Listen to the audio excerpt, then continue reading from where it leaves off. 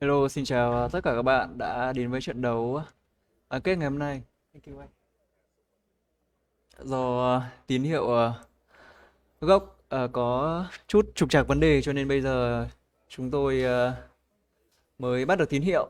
Nhưng mà rất may là trận đấu vẫn đang trong giai đoạn khởi động thôi, chứ chưa chính thức bắt đầu.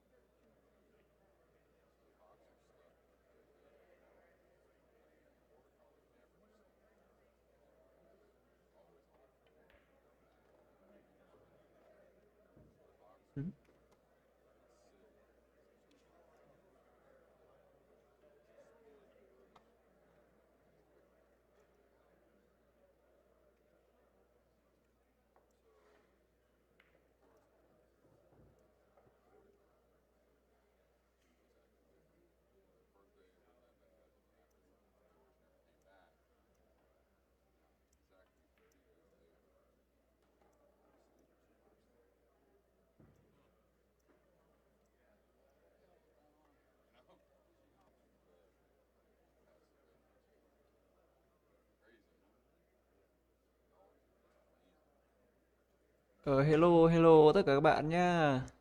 Giờ này anh em vẫn chưa ngủ, rất là cảm ơn anh em đã vào xem livestream này. Chào bạn Nam Bùi, chào cảm ơn bạn Tiên Hoàng đã tặng sao nhá. Chào tất cả các bạn. Trận so thì có phát ạ, nhưng mà phát sau trận này tầm khoảng 5 giờ gì đấy thì mới phát trận của so cơ. Lịch trình là 3 giờ là trận của Fedorov này, Zelensky này, xong rồi tầm 5 giờ là trận của So và Kobeni. Sau đó thì khoảng tầm 7 giờ 30 sáng là ai mà thắng thì là vào chung kết. Lịch trình là như thế ạ.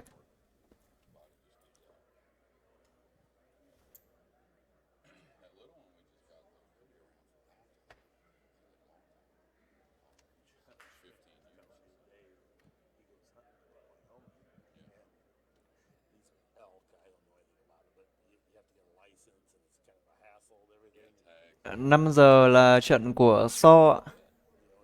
Còn trận này thì chuẩn bị đấy rồi ạ. Khởi động xong là bắt đầu thôi.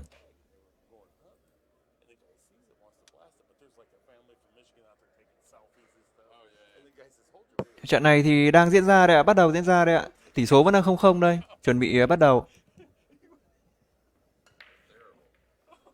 Còn trận so thì Mekopeni là 5 giờ, còn chung kết là tầm 7 giờ 30.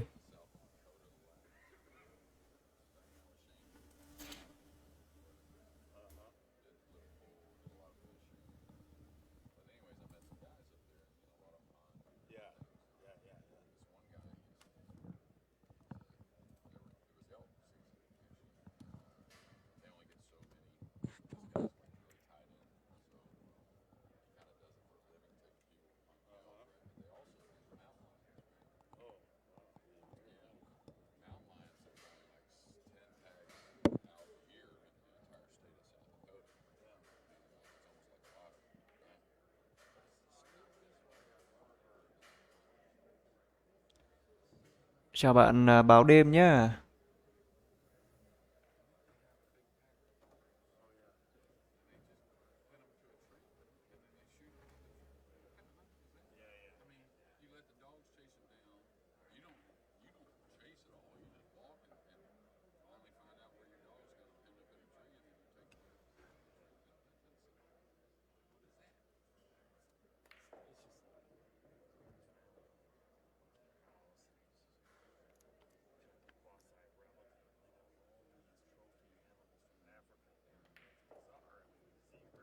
Xin chào tất cả 286 anh em đang xem livestream nhé.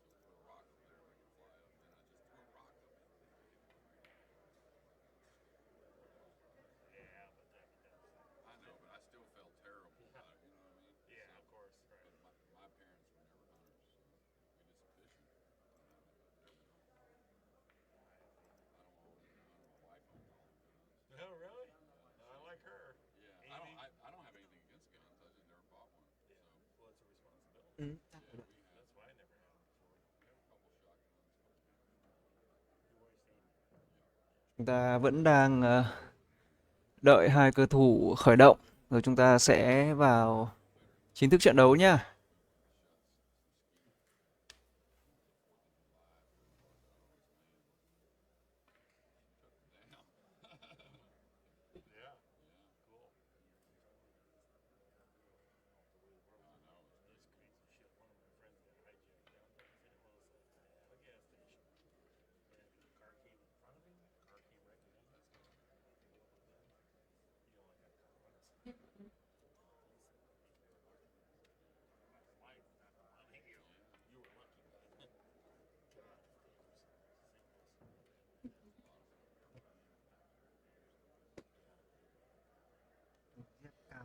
Sắp hết trận.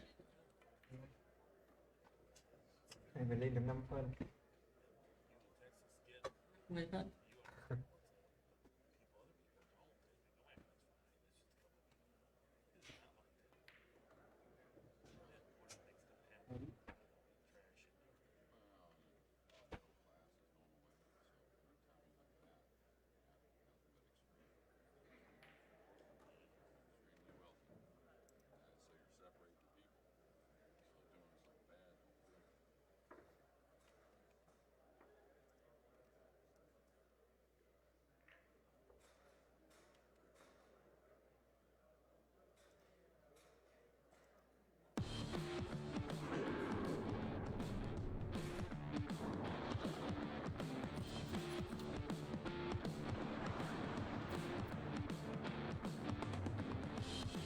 Xin chào 280 mắt xem nhá. Chắc giờ này một vài anh em cũng đi ngủ rồi nhỉ? 3 rưỡi rồi. Ai mà có bạn bè người quen gì mà vẫn còn thức thì gọi hết dậy xem livestream nào. Thì anh em giao lưu cho nó vui nào.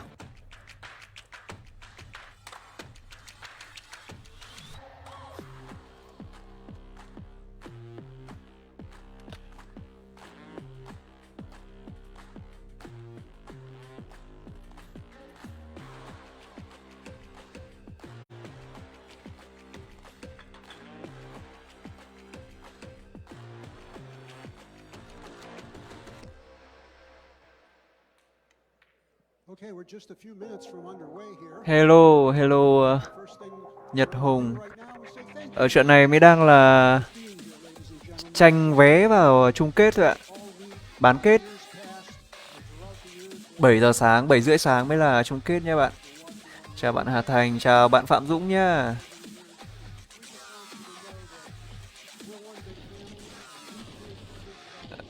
Chưa chung kết đâu ạ. 7 giờ 30 sáng mới là chung kết nhé bạn nhé. Introducing Lucasi Hybrid, a whole new level of performance and technology. A cue with the revolutionary Trận giữa Ferragut với Zelensky sẽ chọn ra một người thắng này. Sau đó trận của Jason Shaw với Kopeny lúc 5 giờ, chuẩn bị 5 giờ là trận của Shaw cũng chọn ra một người thắng này. Sau đó thì 7 giờ 30 mới đánh chung kết nhá.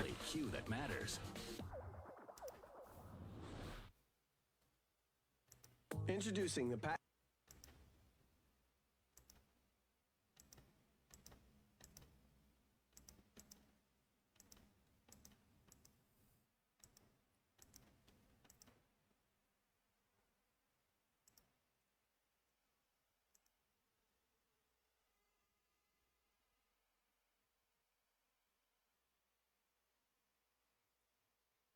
Giải này là giải International Open 9 bộ.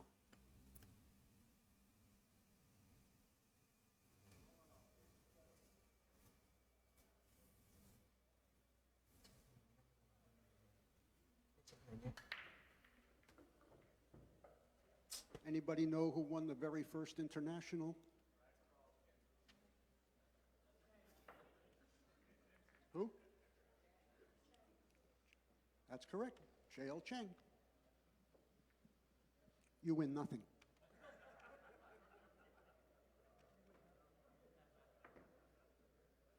Tiếng bóng to một tẹo à? Ok bạn nhá. Cho to, nếu mà to quá thì comment giúp tôi để tôi cho nhỏ lại một chút nhá.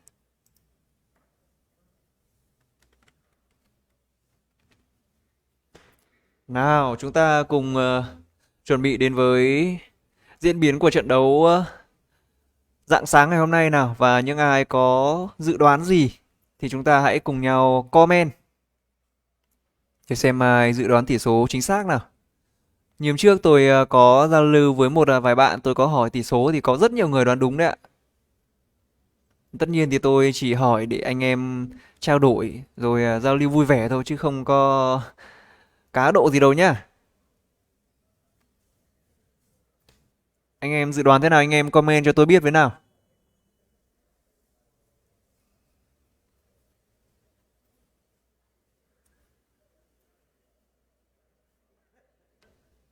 gót chấp 1 cơ à? 18 Federer gót à? 18 Federer loại là Federer thắng hay là Federer bị loại ạ? Bạn comment rõ ra nào.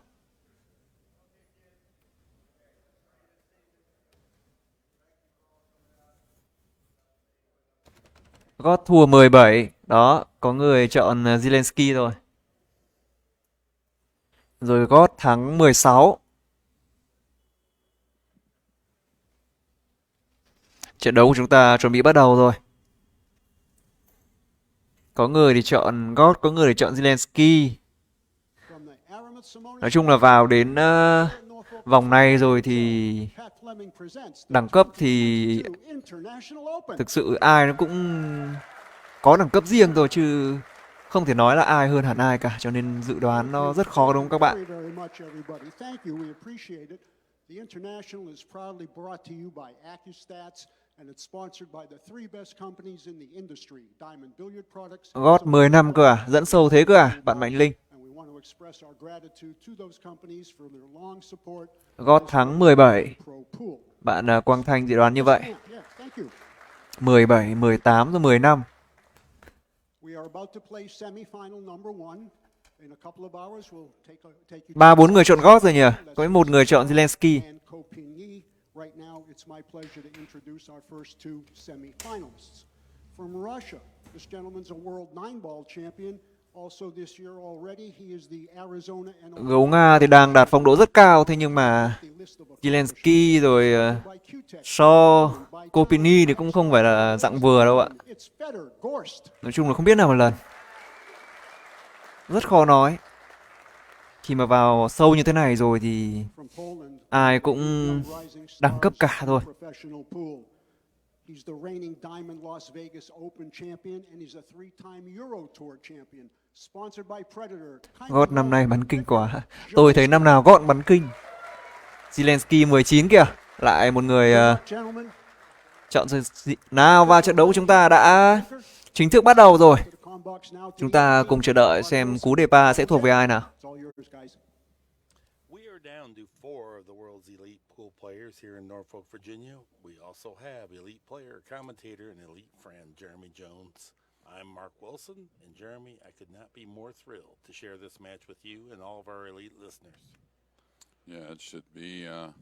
We already had some great junior matches, but Zelensky đề ba rồi. This is the main event. Zelensky and Gorstu, I'm sure, have teed off against each other probably many times in both young careers, very accomplished careers. But Zelensky, he had that time on the table last night, I think, and a big win over Joshua Filler. Came with a 2-ball that kind of turned the match around, and he can feed off that. 9-ball. Oh. Wow. Got the little cast. Yeah, it was in action. Yeah, and Quickly 1-0. he caught that one thin, and the only reason I bring that up is because it happened to him warming up a lot. You could watch his face. He wasn't too happy how he was catching the break shot. Federer 14. Hard to be unhappy about that. Dẫn sâu thế cơ à? But it's almost Vừa nãy có bạn chọn 10 năm cho gót, bây giờ lại có bạn chọn 14 you know, you'll cho shake gót. your head and people will be like, well, why are you shaking your head? It wasn't so much the result. You just don't want that to happen again. Right. Đúng rồi, tôi rất đồng quan điểm với bạn Đức Đại đấy. Không biết như thế nào vì cả hai đều ao trình cả. Như vậy là điểm số đã là 1-0 cho Zelensky rồi. Not a bragging thing. He looked at me and said, in Northern Europe, we have a kids tour that plays every month, and over 100 kids come to each of these events, and they're run 9-foot tables. Theo cá nhân tôi đánh giá thì về kỹ năng và kỹ thuật thì cả Federer và Zelensky đều rất tốt. Nhưng có một điểm khác biệt là Federer thì có lối chơi chậm rãi, tỉ mỉ và chắc chắn hơn Zelensky một chút thôi. Còn Zelensky thì đôi khi anh vẫn hơi nóng vội hơn Federer. Shulman said, you'll see a much higher cue ball coming across the rack there. Very consistent with the one. Elevated. Super tough. Super tough. But yeah, there's a Vladimir who owns the Baza, which is back in Moscow where Federer does primarily all his training. He's a incredible. Chào bạn Tuấn Linh nhá, tôi không phải là anh Tú. Tôi là Same scenario, but bình luận viên mới về so much. bình luận cho Lão Mõ. Never charged Tôi tên là uh, Dương, free. Cao Dương. You're talking about a room that's got 12-foot snooker tables, beautiful pyramid tables, 9-foot diamond tables. Tỷ số ở góc bên billiard table, trái 10-foot table. phía cao màn hình đấy ạ. Incredible place. Bởi vì bên ban tổ chức thì họ cũng đã để bảng tỷ số rồi. Tôi không cho hiện bảng tỷ số nữa, sợ là nhìn nó rối mắt và nó che góc nhìn của mọi người. Cho nên tôi sẽ dựa vào bảng tỷ số của ban tổ chức thôi. Them a pretty penny, but I think the last time I talked to them about the juniors, they had like 300 show up for a pool session, and that's just in Moscow alone. Yeah, that's really good.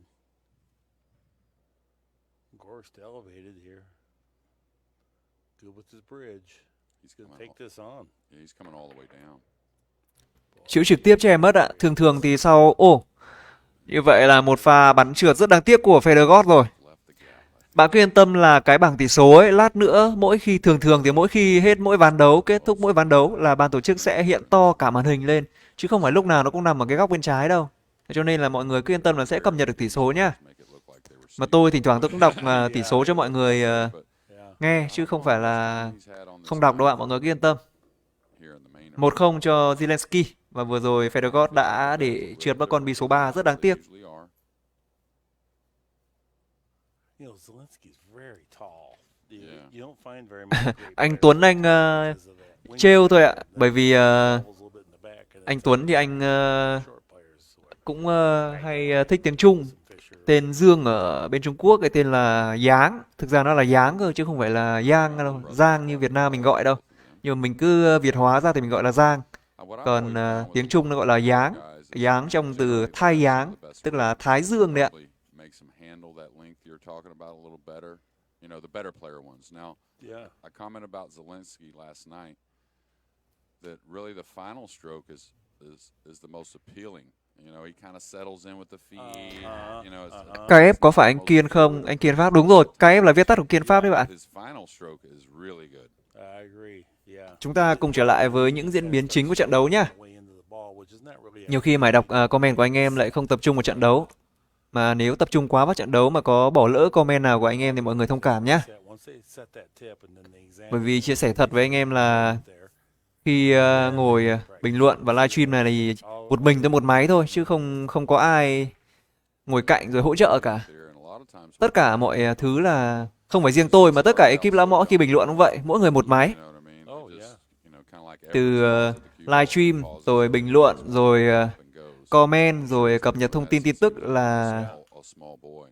một người làm hết. You know, 'cause he does get Cho to nên it. nhiều khi nó bỏ lỡ mất comment nào thì anh em thông cảm nhá. Same thing with Zelensky. As well. Và Beat it, it's all cơ hội nâng lên 2-0 cho Zelensky chỉ cách có 2 bi nữa thôi. Players that kind of, when they first get down on the ball, they kind of have some really quick Từ đầu đến pre-strokes. lúc livestream giao lưu với anh em thì rất nhiều người anh em đang nghiêng về gót nhiều hơn, nhưng liệu trong ván đấu này Same thing, it looks thì like Zelensky có doing that little quick one when they get làm được sự khác biệt không đây? a young kid, and they just never left it behind. Đó, những cú đánh của Zelensky với tốc độ rất nhanh, But he's applying the pressure that's needed. khác hẳn với gót. Gót thì rất chậm rãi, chắc chắn, nhưng Zelensky thì thường là sẽ thực hiện những cú ra ngọn rồi những cú xử lý nhanh hơn gót một chút. Còn về kỹ năng thì cả hai cầu thủ này đều ở bậc đỉnh cao thế giới rồi. fantastic. Zelensky is not going to be intimidated. Như vậy là 2-0 cho Zelensky. Yeah, I mean, these guys have come and same. Và chúng ta xin cảm ơn nhà tài trợ Kaka King đã tài trợ phát sóng trên nền tảng Lão Mõ. You're going to get very many bad matches out of your opponents these days. It may not be their premium match all the time, but it'd be real hard to label it like they're going to give it to you. Kaka King Deluxe, thương hiệu bán bia tốt nhất Việt Nam.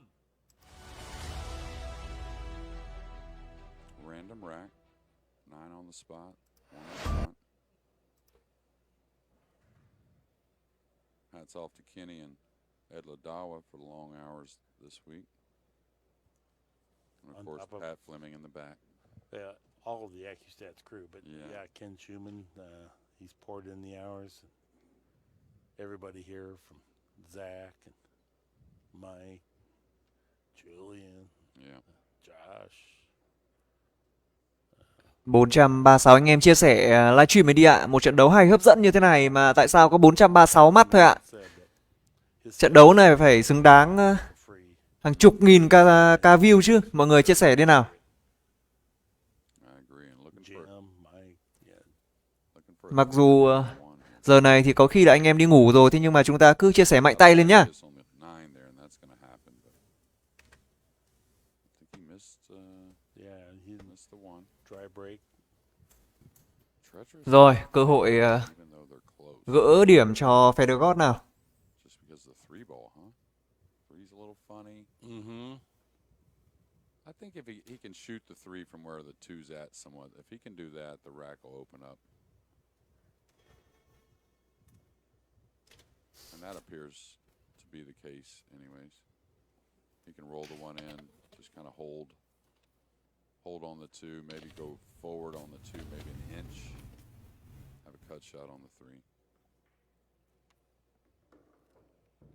He's so smooth and so good with that ball speed. And for anyone watching, notice throughout the match how he completes the backswing, fluid transition, and gets through the ball every time with his body rock solid still. There's never any variation in that. Yeah, there's a number of things you could point out. The one that I see that we don't get to see is that the obvious reps he puts in away from the tournaments. You know, I mean, Oh, yeah. he comes with a tough shot, just relying on those reps he's put in, and of course a unique talent. Con 2 này đòi hỏi phải điều chi tiết con 3 đấy ạ. Bởi vì bi số 6 đang nằm ở một cái vị trí rất đấy. Vừa nói xong rất dễ va chạm. Tagged that six ball square, opened up the crack. Now the five's a little bit of a problem because he moved the Nhưng mà cú Maybe điều bill của Federer tốt, kiểm soát Does lực slide by, it's the type of shot, of course, you want to be rất chính xác. heavy on it. And he's perfect to do so. A little pinch of the cue ball here. Get a little one rail angle to come back across. Những trận bán kết hoặc là chung kết, đặc biệt là những giải đấu lớn, đỉnh cao hàng top thế giới thế này thì tôi bình luận tôi thích hô to lắm. Nhưng mà rất tiếc là đang nửa đêm rồi. Không được hô. It's kind of shot, even though it's close to the rail, you really don't want to fall behind it on the rail. It can be a little tricky. Một pha giúp một bằng tốt của Federer On you a little bit. và Yeah. có vẻ như bi số 5 là phải ăn gian rồi, That slide. chứ không còn má, Also, I think không còn đường riêng vào lỗ 5 nữa, phải ăn gian thôi. had a better chance to not fall. Chắc chắn phải ăn gian rồi. Yeah. Yeah, pretty heady little Nhưng với And a lot of people think lỗ to như thế này thì việc ăn gian không phải là quá khó. opposite. You put a little speed to where Chính xác là phải ăn gian một tí. slide a little bit Right. You go super soft, and if it touches the rail, it seems to grab more, and bounce away. Yeah. and then it's hanging, and you're embarrassed, and the other guy goes 3-0, just like that. But of course, did not make that mistake. Đúng rồi bạn Đại Dương Xanh ạ. Get through racks. Pha đấy là va là chắc chắn rồi. It's just perfect. Chào bạn Trung Kiên nhá. Well, he Bạn Trung won Kiên ơi, the trận race. của Jason Shaw thì Advantage is sau trận này bạn nhé, mới đánh nhá. stick shots occasionally, Yeah. jump shots, whatever it is, because he Bây giờ got bạn all cứ the- xem trận này xong đi, lát nữa xem Jason Shaw. and he wants pressure. I think, anyways. Efren also kind of embraced that. The open layouts where he played so much pool that they weren't as interesting to him. He'd like to see could he think out a tough one. You know? Right. He doesn't like easy layouts, and he can naturally do them, but 3 bi nữa thôi challenge. và sẽ là gỡ 1-0 thôi, chứ Any of that if you play 15 ball. trong 3 bi này thì không có gì khó khăn với đẳng cấp như Federer nữa rồi. We're out here messing with these guys Yeah, and ladies. 2 cushions going forward.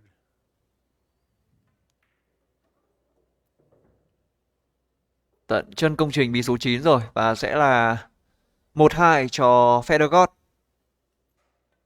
2-1 is our score. We're playing the alternate break format.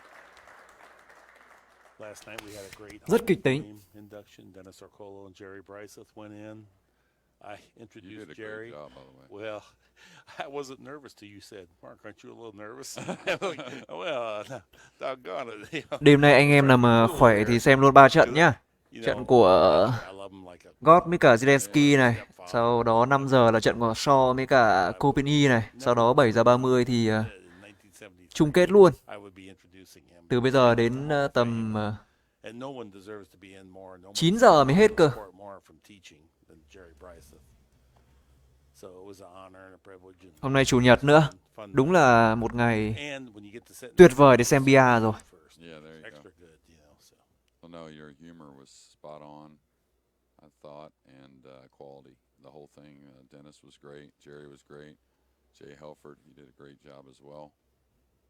Golly, Dennis, you never know what you're going to get. One, you don't even know with the time difference, if that's going to work out, and then, you don't know with the language barrier of Genesis. But he did. Xin chào bạn Phương Đông nhá. To me afterwards, he goes, he loves it every year. The speeches. Dạ vâng, chính xác rồi bạn Phương Đông ạ. Best day of the year for Yeah, him. the speeches are awesome. Và chúng ta sẽ cùng trở lại với cú đề pa của This year is perfect to Federer sit nào. in and get sentimental with yourself about it. Right. Liệu có phải là 2 đều cho Federer không đây? Well, for sure. I mean, Oh, I do almost too. the- I mean, just Yeah. and some of the guys I, of course, don't even know.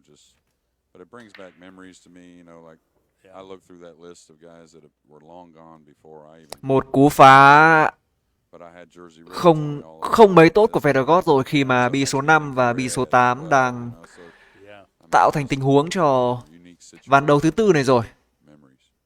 I think he goes here. I think he comes 3 rails around between the 3-4. The I don't five's ugly, but I don't want to belabor it, but you know what? Before I forget, I really Bi hope số 2 thì cũng không phải là một vị I trí do too. quá tiện lợi để có thể I he think. deserves it. ăn luôn. Yeah, and long time ago, he told me that Red wasn't bashful with his words at times, and Liệu Federer sẽ and hopefully one thủ day bi hay sao đây ạ? that'll pass. Hay anh cân luôn đây? It'd be great to see him in there. Cân luôn rồi nhưng cú đánh của Federer đã không chính xác. 9, even though he's snookered, jump cue's coming. Yeah, he's going. Nhưng đã có may mắn cho He's already God playing rồi on that. khi mà lúc này thì bi chủ và bi số 2 đang bị chắn bởi Target. bi số 6. It's with the 5-8 jammed up. Zelensky đã rất nhanh tay lấy ra quả gậy sút tê đen CC của mình rồi. 5-8 jammed up, you feel a little better about going Chúng after ta cùng theo dõi cú sút tê này nào. Think he's 50-50. Bi số 2 I think it's close. không còn đường riêng và lỗ 5 rồi. I do too. If Federer's Zelensky sẽ upset, thực hiện một pha definitely 50. sút tê cộng bi số 9 luôn chăng? Maybe a hair less than 50-50. Nếu quả này mà thành công thì đúng là cực phẩm. Ồ,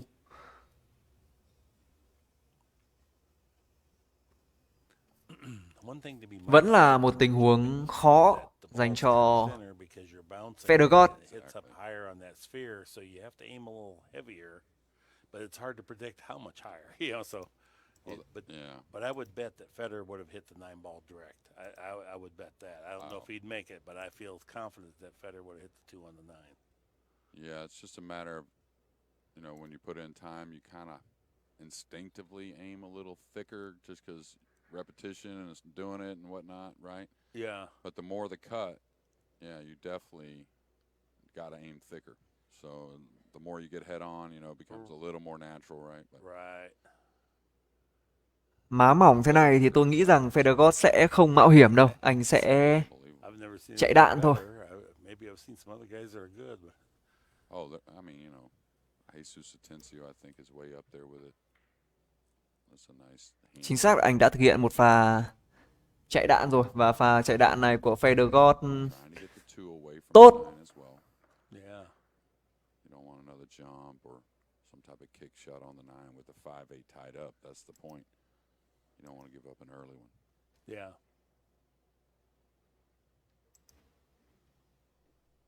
Now here, I probably wouldn't jump, but there's no real great kick. I mean, there's a cross table kick before the side that's okay. So I think the jump is good. He used draw to avoid Zelensky đã phải thực hiện đến what we call a back. 2 pha sút tê trong ván đấu thứ tư này rồi. Nhưng cả 2 pha sút tê của anh đều không chính xác. I mean, you don't want to be Một battling sự on your đấu break trí all rất căng the thẳng time, but I know ở that con bi số Federer 2. doesn't Yeah, you know. yeah. No, well, he has the edge on controlling that secondary object ball against almost everybody in here from what I've seen this week.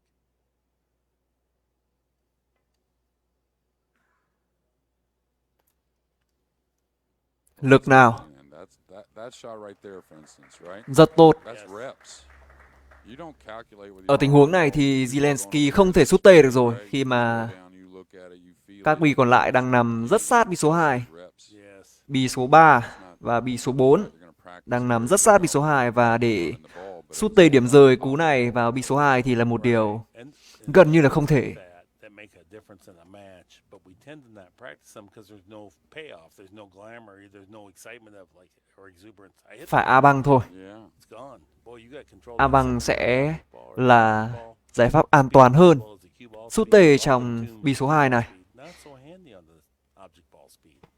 Well, I think he fully intended to get the snooker this way myself. And just- Chúng ta cùng just chờ looking đợi at it cú like sút tê của Zelensky nào. how many great players in this tournament? Ồ, không được rồi. That's for sure. Watch out, nine ball. Rất đáng tiếc. Play. And I think he did. I think Mặc dù có quyền chủ động đặt bi trong ván đấu này, nhưng không phải là không có khó khăn với Fedorov khi mà bi số 5 và bi số 8 vẫn đang nằm ở một vị trí rất khó chịu. I'd say 9 out of 10 wouldn't even try that. Bắt buộc anh phải giải quyết bi số 5 và bi số 8. Yeah, it's like an open field play there. Yeah. So Well, the two must not go by the 4 mark. You're kind of down that line. it, Man, this combo looks hard to pass on to me with Yeah, the 5-8. it's. I think it might have, but you know, he feels confident about going at it this way, and it's Má nào. and maybe it didn't go. It's hard to tell. Liệu có má để Cule đá luôn 5-8 ra không đây? Because he didn't get where he wanted, but I think he's okay to get above the 4 and come one rail at the 5-8. Now, the one thing we're not looking at, does the kiss shot go on the 8? I know the 9's tight, but usually Yep. those kiss shots you want to stay away from when the object ball's froze like that. Exactly, and but also from our vantage point, it'll look froze here, and then when I'm down. at the Có lẽ sẽ là một pha Yeah. But I'm kind cắm of đầu gậy. whatever Fedor chooses here. He did rút get a một tough băng angle. về phá luôn bi số 5. Natural off this ball doesn't get a lot of speed.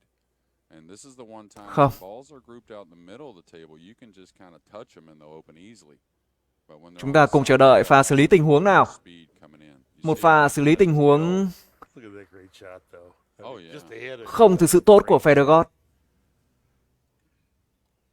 I'll tell you what, coming across the 8-9, I know some old school players that would love this billiard on the 8-9, and I think I would be one of them. It's a very natural with a high left ball. I like the way that he went and looked at it. He's for sure aware of it. It's not a surprise. Well, you can play the 5 to where it's covered up behind the 6, like a rolling speed, and just come across the 8. This would be a pretty shot if he can. Oh, he hit it thin. He hit it thin. But he didn't sell out an easy shot. No, I didn't think he had to draw it. I thought he could just roll off the left side, Yeah. you know, with left English. That's the fourth time in this match where those little twists didn't go his way, just like the breakout shot. Right. But all this week when I broadcast this match, they've always worked out. Oh my!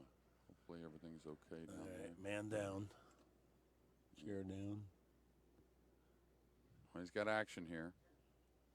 Easy to split the 5 and the 6 here, hit a half ball and miss both balls, but he's got a good chance also.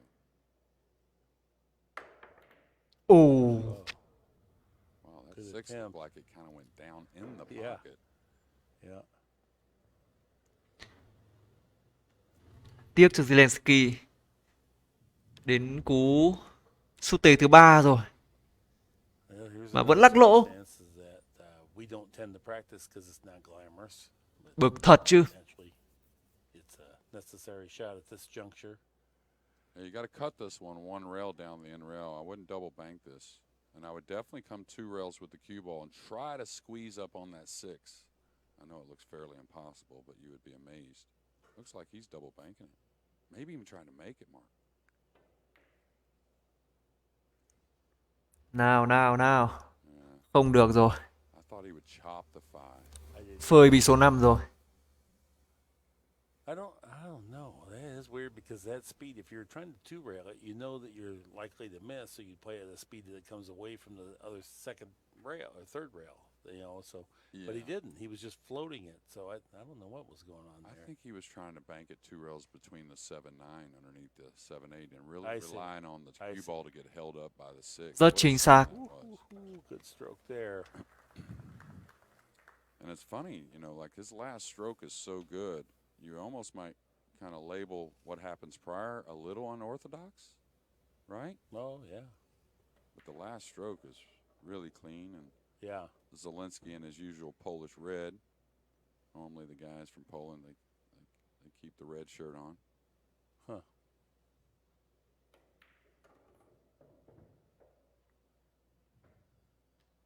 Runner-up in the straight pool this week as well to Dmitry Jungo of Switzerland. Như vậy sẽ là 3-1 cho Zelensky rồi. 3-1. Căng cho Fedorov rồi đấy ạ. Scoreboard. Zelensky in front of Gorst. Rất đoàn hoàng luôn. 3-1. Zelensky's campaign, this next game breaking, really could be a big one. I don't know if Gorst has faced a Chào bạn Phúc Anh nhé. Trận này thì chưa phải trận chung kết đâu ạ. Trận này xong rồi đến trận của Jason Shaw. Chọn ra 2 người thắng thì lúc 7 giờ 30 sáng mới đánh trận chung kết bạn nhá. Hello Maria. Hello tất cả các bạn. Cassidy crowd here tonight. Cảm ơn bạn Cảnh Kỳ nhá.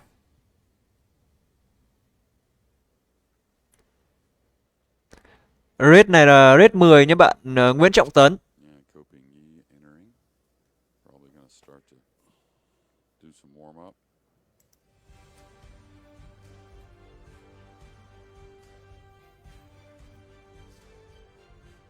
Các cặp hình Bilac, Plays thương Eagle hiệu Eye bàn bia Jason tốt nhất Việt Shaw. Nam.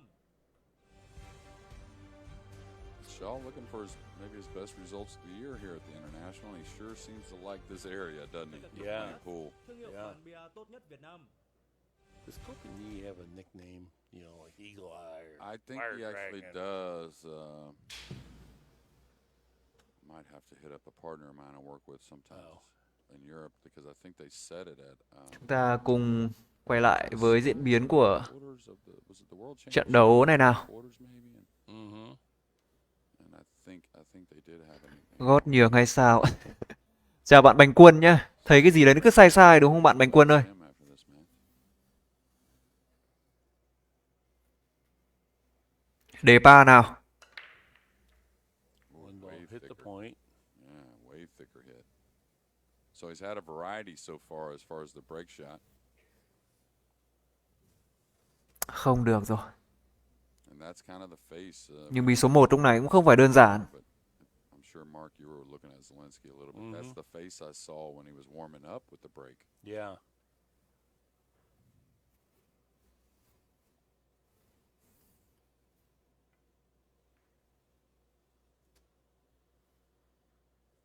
Very efficient shot.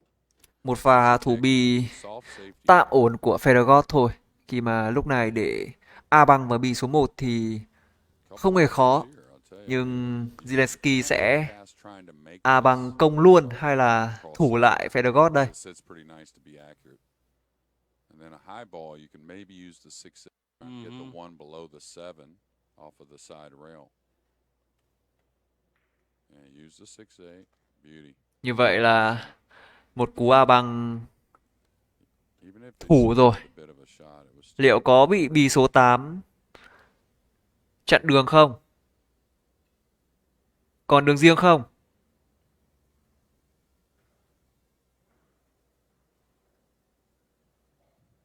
I always like to watch Gorst's eyebrows and stuff. You can kind of tell how he exactly feels about whatever shot it might be. That's about the extent of the emotion you'll get from him. Yeah, but the thing about Federer to me, where I get a little differences at times, is Trận so thì sau trận này thì mới đánh ạ. robot to me sometimes. Trận này là trận Whatever you want to call it. But I don't think he's của trying những người to, you know, like with his body. thắng đấy chứ ạ. Trận này trận bán kết là những ai thắng mới đánh bán kết đấy ạ. Trying to be more machine-like with the Yeah. stroke and stuff. Trận này là bán kết 1 này, sau đó trận của Shaw là bán kết 2 này. Sau 2 trận bán kết thì sẽ đến trận chung kết vào lúc But I see the play in him as well. 7 giờ 30 sáng nha. So simple.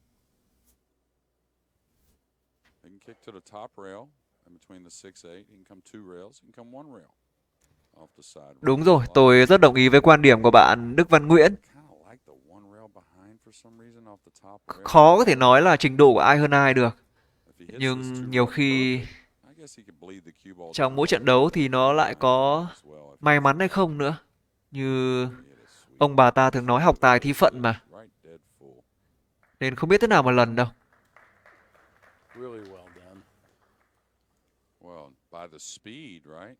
You can tell that was the intent. Right.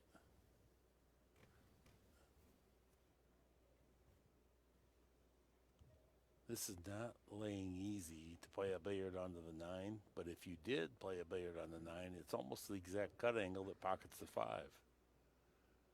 Yeah, I wonder if he's going to knock this 1 ball around table with the jump cue, whether it be off the 5, right? Just kind of shoot it forward, just kind of stun the cue ball forward with the jump, let the 1 bang around off the 5, around up table, or cut the 1. Chào bạn Tuấn Minh nha. He'll play the combo. Chất lượng video thì nó nguồn gốc như vậy rồi, không chỉnh được ạ. Back a little bit, doesn't he? Nếu mà có chỉnh được thì bạn thử xem trên Facebook có cho chỉnh hay không thôi, chứ video gốc thì mình không chỉnh được rồi. Nine ball to pocket the 9 ball, you know, so that would be the reason that he might take it on, because when you cut the 1 ball, if you pocket the 5, you're not going to very likely get a good shot on the 1. I think he's got to cut the 1 a good piece myself. I agree. Yeah. Phơi rồi. Okay. Another opening. I think the 1 will slide by. Có lẽ là riêng đường bi số 1 cho Zelensky rồi. This is a shot. Do you pinch the cue ball here, Mark, or do you roll it trying to go past the 6? This is a funny situation to me. Mm-hmm. Yeah. Đường riêng cho Zelensky. Nếu không thì ăn gian một chút cũng được, bởi vì lỗ bàn này khá là to.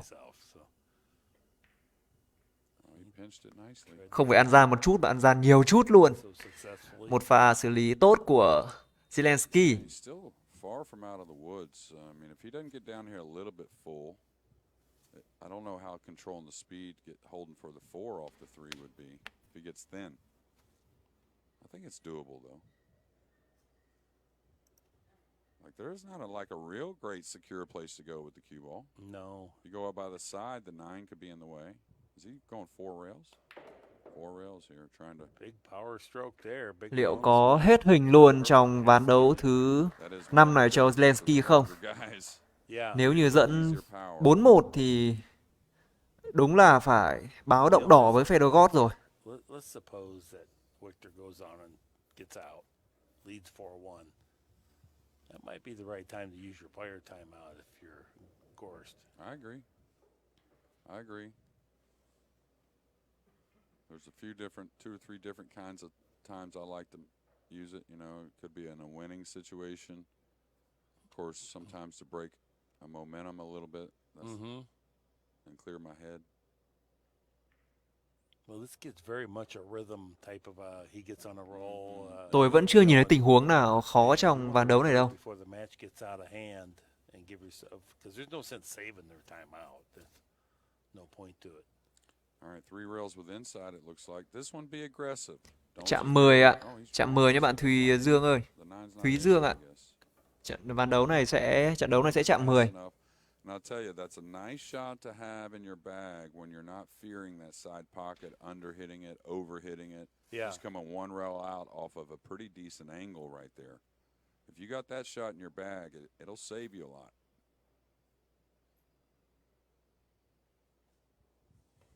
Because it's really a lot touchier than he made it look.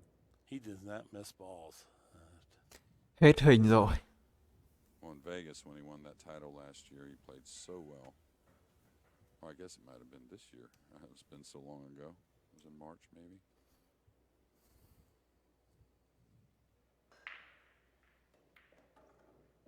Rất chính xác. Good shot, keeping it simple. Just got to make a little bit more of a cut.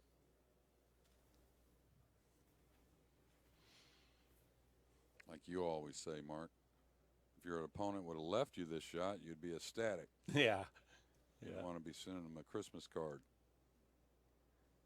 Yeah. It's like he's coming back for the side. It's a funny thing, that psychological aspect of it. When you miss hit it, then it's on you. Then Như vậy tỷ số sẽ là 4-1 cho Zelensky rồi. Federer đâu, anh phải He's doing exactly what he's supposed to do. lấy lại phong độ thôi.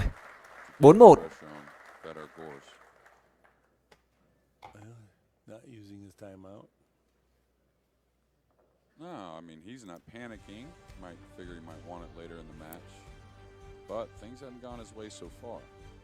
No, and Theo ca sĩ Zelensky's Vilas, not thương missing. hiệu bàn bia Yeah, tốt nhất Việt Nam. 957 now on our TPA. 22 balls pocketed, only one error. One of the games was the 9 in the side on the opening break. So Yeah, I think that only helps the TPA. only by one ball, because it's just balls versus mistakes. So it really doesn't help, but it does help the scoreboard quite a bit. And so when you've only pocketed 22 balls and you have 4 games, that's unusual. That's pretty good, yeah. Well, unusual. Yeah. Yeah. Yeah, Federer got himself. He ran some balls and got tied up on the 5. They exchanged 12 cho Zelensky cơ ạ. game number 4 it was. Now game Bạn 6. Minh Trang đoán 12 cho Zelensky. Now Federer makes the Nào break chúng look ta like cùng trở lại với ván đấu thứ 6 trong trận đấu ngày hôm nay. Watch the cue ball after it hits the first rail, kind of arc upward a little bit with that draw. That's what you want to see. Oh, not that much usually. That was much. Một thicker cú đề than pa he normally hits them. Oh, he's tốt both của up in Federer. the air. Oh, that's great. Yeah. Range the five. Không có tình One huống ball trong inside pocket. Cue balls away ván đấu này rồi. 2 balls of reasonable cut. Everything's open. It looks like he's got to come 2 rails inside the 3 and then above it. Between the 3-5 and then above the 3. He can handle some angle on the 3. Got a few passes to get to the 4.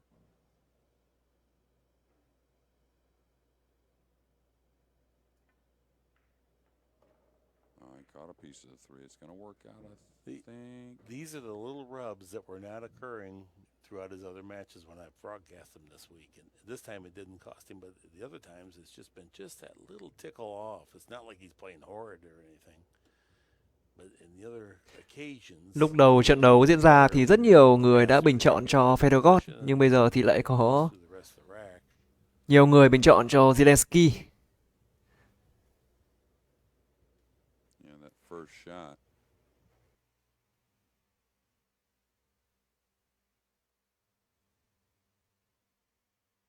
Ball so close to the hole and your accuracy should be so good Mm-hmm.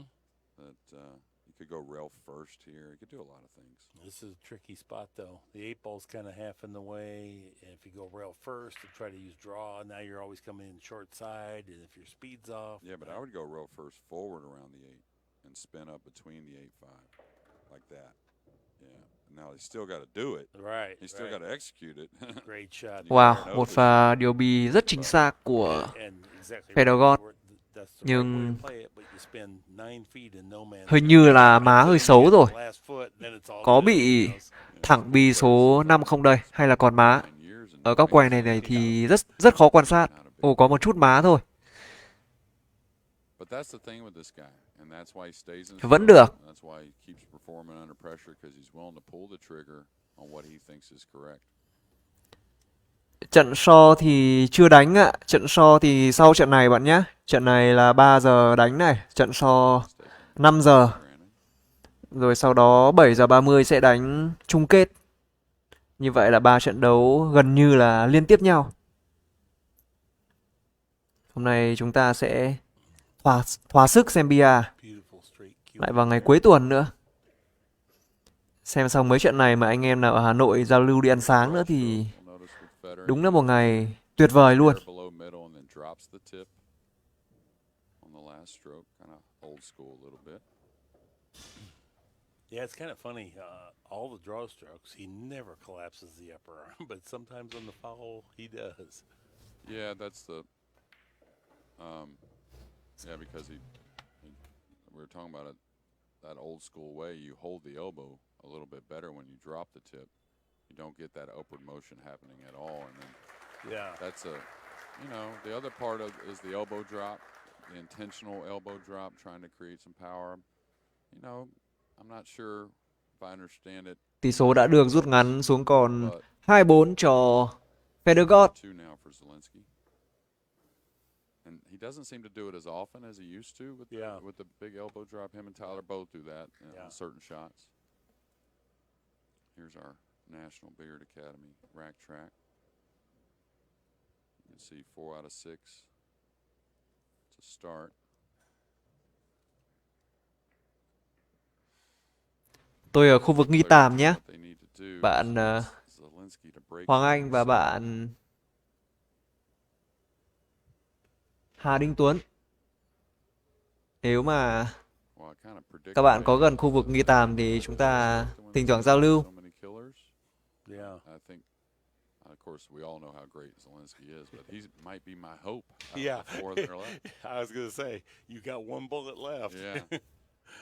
Well, he's the youngest of all those guys. Nào, chúng ta cùng trở lại với Far, I mean, he Oh, yeah. definitely cú could đề do it. pa Put it của past him at Zelensky. all.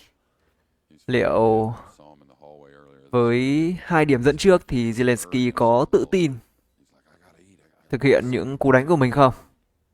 And now my stomach, I got hungry, so he ran up and ate a little sandwich right before his match. And nice to be young like that. So he's had a lot of different breaks here, a lot of different hits on the one Không được rồi. that he's going to have to shore up, I think. Yeah, none of which have been effective. That's why he's jockeying around here. Yeah, now he's lucky that this one drew Cú phá không tốt cho Zelensky nhưng lại là một cú phá tốt cho Federer khi mà các bi đang khá là thuận lợi rồi. I think he'll draw back to the end rail. A lot of the guys like to get that bounce. Bank. Oh, he didn't come to the end rail. Now the good thing Trận đấu này thì chạm 10 ạ. really handy. Mm-hmm. So he can just kind of stop his ball here on the 2. This will be just not naked. He'll be soft speed. 'Cause he's got a lot of Ok power. bạn Đinh Tuấn ơi, nếu mà xa thì anh em mình cứ giao lưu I do. I don't think he's gonna ride it. với nhau qua Not rifle it, but like lã mõ này cũng được. Anh em mình thỉnh thoảng comment trao đổi với nhau là được rồi. he just doesn't miss him as what I feel. He did win the bank pool event. Yeah, you at know the what I Derby. Wow, Okay, một well, pha he cân beat bì him, that's for sure. rất chính xác Bet của on that. Yeah, you God. were right. I was wrong. Oh, I don't care about that. I just thought No, I'm that just he, saying. yeah, I thought he was I gonna. I was thought he gonna might fire try to it. use the cover, but he was just went naked and just go all out to make sure because the bank plays better at speed rather than trying to be cute and play defense simultaneously. Yeah, and I think otherwise he may have just backed it up and ducked off the 2. You know, just chip the 2, come down, put him behind the 7. Good you know, point. yeah. Good point. All right, what's he gonna do? Kill the ball here for the side. Tôi đang cảm thấy là God đang có dấu hiệu trong quá trình bật tôm rồi. Liệu có pha lội ngược dòng nào trong những ván đấu sắp tới hay không đây? Oh, he's gonna stun 2 rails tight for the 5 in the right side. By the 6. You know, he's certain about what he's doing. He locks in there. Now the practice swings start. And look how straight that cue comes back. Well, it's Beautiful speed. perfect. Talk about Filler all the time that I think he's the best stunner of the ball I've ever seen. Mm-hmm. Federer's real close. Probably Filler's the best light stunner for sure I've ever seen. But as far as changing it up from one different type of stun to the other, this guy's right there with it. They use it a lot. Excuse me. Tons of tools there for these guys. And that in-between stun shot, that's really what distinguishes, the good from the great, is when you hit that long range and then just stun to the head a little bit. Takes many, many hours to get a feel for that. Yeah, the one I like watching them guys do it is they never really overhit it. They understand that the ball will release and have a little run to it.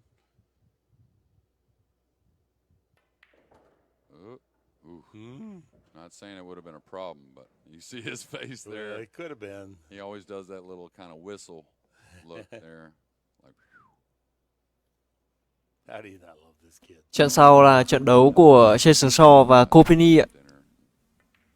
It was his first, and you could tell he was really taking it in. Him and Christina both.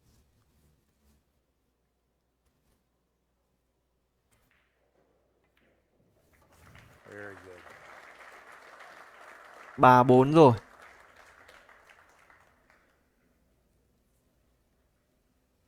Yeah, besides the golden break, I don't think there's been any Bật tôm đi nào. Cho trận đấu chúng ta Zelensky's break thêm phần so kịch far. tính. Chứ một người cứ dẫn sâu quá thì xem nó cũng hơi nhàm. It's getting spreads, you know that. Tôi thích những trận đấu nào mà You gotta make some balls. tranh nhau từng điểm số 1 One doesn't thì go xem in, nó gay cấn và hấp dẫn hơn. it means you've kind of mishit it, and now other balls don't go in because you mishit it. So Yeah, true story. it's almost like random luck if something finds a pocket, and it has to happen after the kiss. I always look at the corner versus the cue ball. So in earlier matches, we saw this. There was some balls in the corners going. I wasn't really paying attention to what balls those were.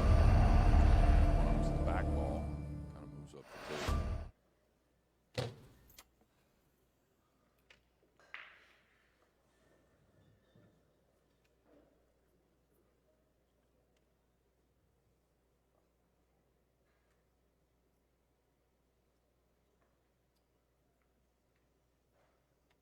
And if I was Zelensky, I'd see where is he hitting the cue ball on that right rail.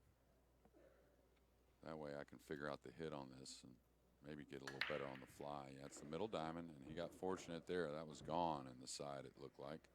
He didn't get that heavy kiss. Một cú đề Still pa looking good here. khá ổn Yeah, của great. Fedorov. And I say Cho đến lúc này thì there's a better way to tôi say nhận it, thấy because the Fedorov guys đang có better những than cú him phá, across. những cú đề pa của Fedorov đang ổn định You know hơn you're gonna Zelensky. gamble, it's almost like, you maybe Khi mà can't Fedorov phá thì gần như cú phá nào cũng có bị rơi xuống lỗ. thin on Còn Zelensky thì go with high inside đã có if những I'm comfortable cú đề with pa two rails. không có bị mục tiêu nào chịu rơi xuống cả. You want to fall nice on this ball. Really plays tough and good speed there. Oh, he had it less angle than I thought. Just excellent. Yeah, but this is what I was talking about. It's a little thinner than what it really appears. So he could easily end up on top of the four. He's got to have a good, delicate touch. Or have a super thin cut. Yeah. You know, and then if you want to try to drag into it, now that makes the three ball a little bit tougher because you can rattle it. I don't think that's really an option. I think that's really missable ball. Yeah. That's why I say I may have sacrificed distance getting closer to the three. You know what I mean? That's what I was talking about, top inside. Just get it past this first diamond and then roll the three in on a real heavy hit. I think he's going to be okay if he doesn't mind throwing the ball in. But if he hits it natural, I don't know. I don't think you want to put inside on this, do you? Like a left? You don't want help to, the but cue you may ball? have to with it being that thin. Looks like he's going natural. Oh, he Oh, was he- able to bump into it. Wow, what a stroke. He knows, and if you saw his face there, that was gambling. Could have rattled that easily.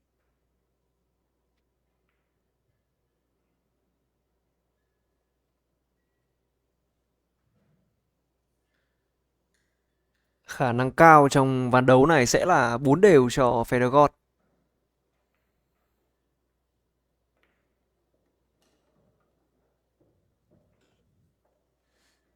Okay. Play this a couple different ways. If he comes around for the side, this is where you kind of probably want to really float in and don't mind a bit of a cut. You got a long ways to overhit it, and that would be the problem, but just kind of float in there for that little cut shot on the side. Golly, he's got his speed down so good. Yeah. He's even going to get the right angle here. Played for it all the way. Yeah, and he wanted to always be Một short. pha and cutting and điều bí chủ lấy má bị số 7 rất tốt của gót. cutting the seven in even for more. Nhẹ nhàng 7 là có 8 rồi. But he did get perfect. He's the consummate professional in every way.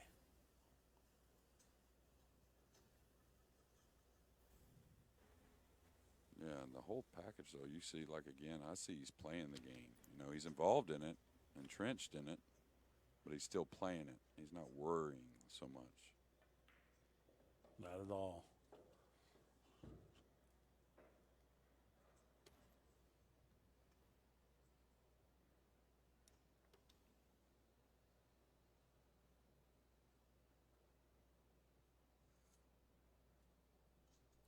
Có 4 đều không đây?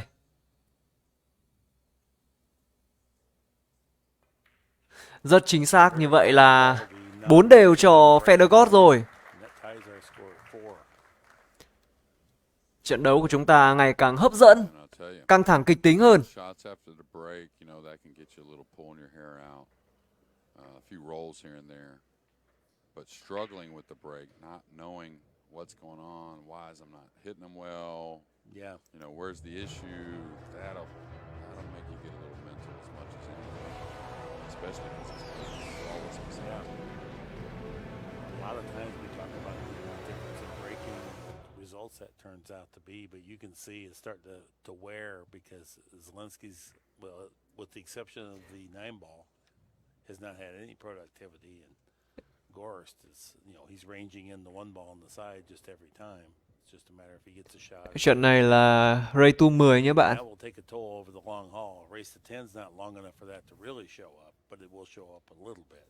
Yeah, well, he obviously didn't have these troubles to get where he's at this Right. far, so he Right. wouldn't have gone through that minefield, just occasionally making a ball on the break. A few years ago, I made a little bit of a run at the U.S. Open. I think the last year Shane won it, 2016, was it? And I'd play about half the matches, cutting them, and we were struggling a little bit here and there, 3-point rule.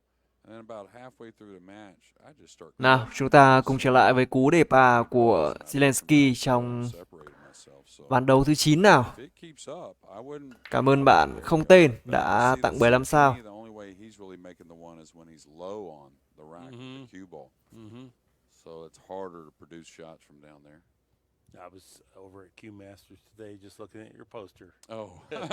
My brother and I wanted to see that pool room. It's such a cool place. Oh, it's got a lot of neat stuff in there. Yeah.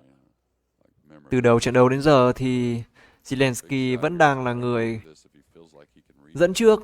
Bây giờ God đang dồn điểm số hòa rồi. Liệu trong ván đấu này thì God có bứt phá lên dẫn trước Zelensky không đây?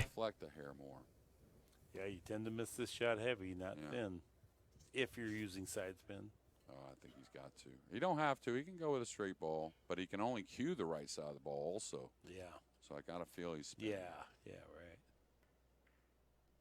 Oh, he hit it sweet. And he took care of a little bit of a problem with the 5. That couldn't have worked out any better, Mark. All right. Hello bạn Mạnh Linh nhá.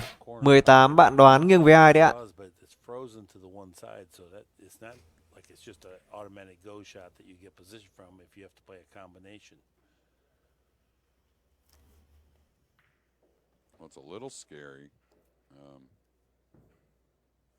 because even though it's on the point, you will occasionally still make both of those, the 6 and the 7, if that's what he ends up doing. So we have to carry some position on the 8, maybe. Yeah. Now, if he gets above it where he can just, and close to it to where he can just kind of really roll the combination, he's going to go short side. Look how good his position is for this. And that's really ideal where you Ok bạn Mạnh Linh nhá. Chúng ta cùng chờ đợi trận đấu này kết thúc thì xem tỷ số có đúng như vậy không. Because he's got to stun this a little. He doesn't want to roll this, I don't think, and be thin on the 6 a little. So I think he might still play the combo. So he obtained just a little bit flatter position than we thought.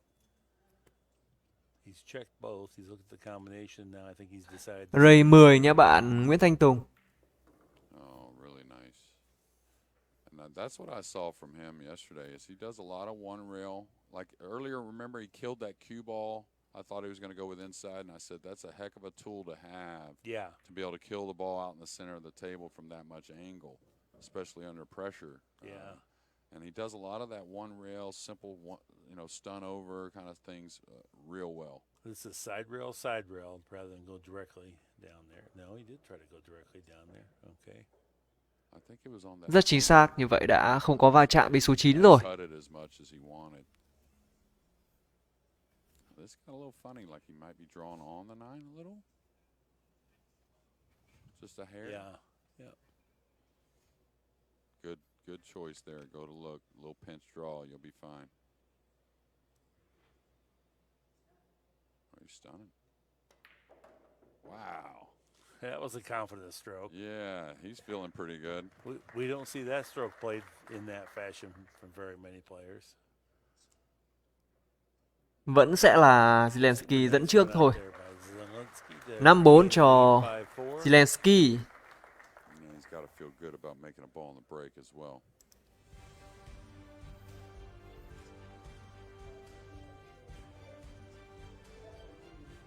Theo cặp hình Bilax, thương hiệu bán bia tốt nhất Việt Nam.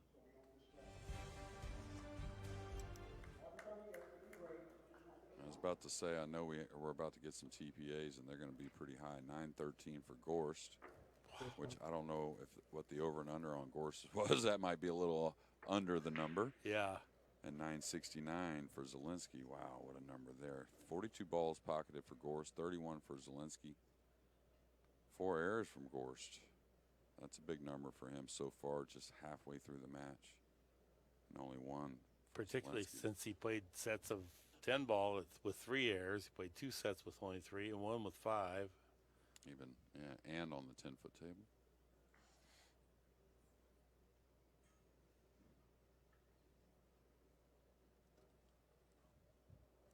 Just wanted you to see this right here.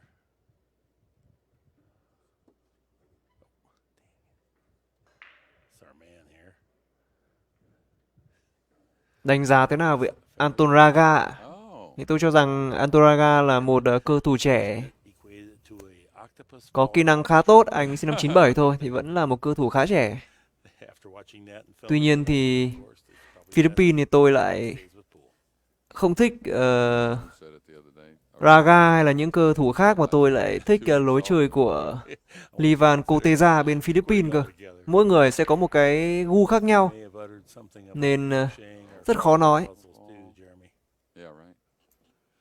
Okay, you got a 6 ball over here by the pocket. Real easy kiss shot for these guys for the most part. So, I mean, he's gambling a little bit, producing position on the 2. But a lot of times, unless they got a real Barry safety, this type of shot they go for. They want to stay at the table. Mm-hmm. So I kind of like it. You know why? Because there's nothing really covering up the 6, so the cue ball should kind of escape up the table a little bit. It is touchy, though. You're not going to be cutting it so much that the 2 ball won't come 2 cushions back down. I don't know if it will hit the 7 naturally, and you can make the 6 ball a lot of different ways. So you would choose not the easiest way to make the 6 if you want to for sure get position on that too, but you got to have the perfect speed control to do it. Chào bạn Nguyễn Việt Anh nhé. Zelensky thì sinh năm The 2 in between the 3 2001 ạ. behind the 7. That's an easy Nào chúng ta safety. cùng trở lại với The jump combination. I think he's going for the kiss ván shot. đấu thứ 10 nào. Cue ball come up near the 5 most likely. Tried to play the 2. Oh, Well, he played both. yeah, what a shot. Wow. Okay, smooth. Yeah, he expected the cue ball to come up a little more. Caught the 6 a little thick, and it kind of threw the 6 in. That's why the cue ball only up a diamond or so. Well, tough position here. Can he cut this in just like easily? And this doesn't look easy to No, me. it doesn't look easy to me either. It's up from no, it's definitely not an easy shot. He's elevating, so I don't even think he's shooting at it. Not the cut. He's playing 3 in the side. Yeah. Ồ, That will be như vậy là phơi mất bi số 3 rồi. Liệu đây có phải là cơ hội lên 6-4 cho Zelensky không đây? I'll tell you. Khi mà bi số 3 còn đường riêng. Crossing that midpoint of the match. And maybe Zelensky's figured something out on the break. Huge out here. And a touchy shot on the 3. People say touchy, it's right in front of the pocket, but just playing the cue ball. Mm-hmm. Can he kill it? Does he got to go around the 9? I don't know if that's enough speed. I think that's got to go a bit. I'm surprised he ended up short there. I understand he didn't want to get behind the 7. Yeah. Hơi nhẹ lực một chút của Zelensky rồi. Nếu như bi trụ chỉ lăn thêm khoảng 20 cm nữa thôi Ball, thì and tuyệt even vời. more missable from the psychological damage of not playing a very good position. Yeah, he could hit it pretty thick, kind of chip it one rail below Nhưng the không nine. sao. I think he Tôi has tin rằng enough với đẳng cấp where của he can kind of float back Zelensky towards thì the anh eight vẫn xử lý and được the cue vì số ball. 4 này. Gotta go. Như vậy anh đã quyết định chọn một Pretty good. cú đánh an toàn hơn. Anh chạy đạn rồi. And Federer's gotta come Cảm up ơn with bạn something here. Mạnh Đức Bùi đã tặng 15 sao. Xin chào bạn Nguyễn Thành Nam nhá.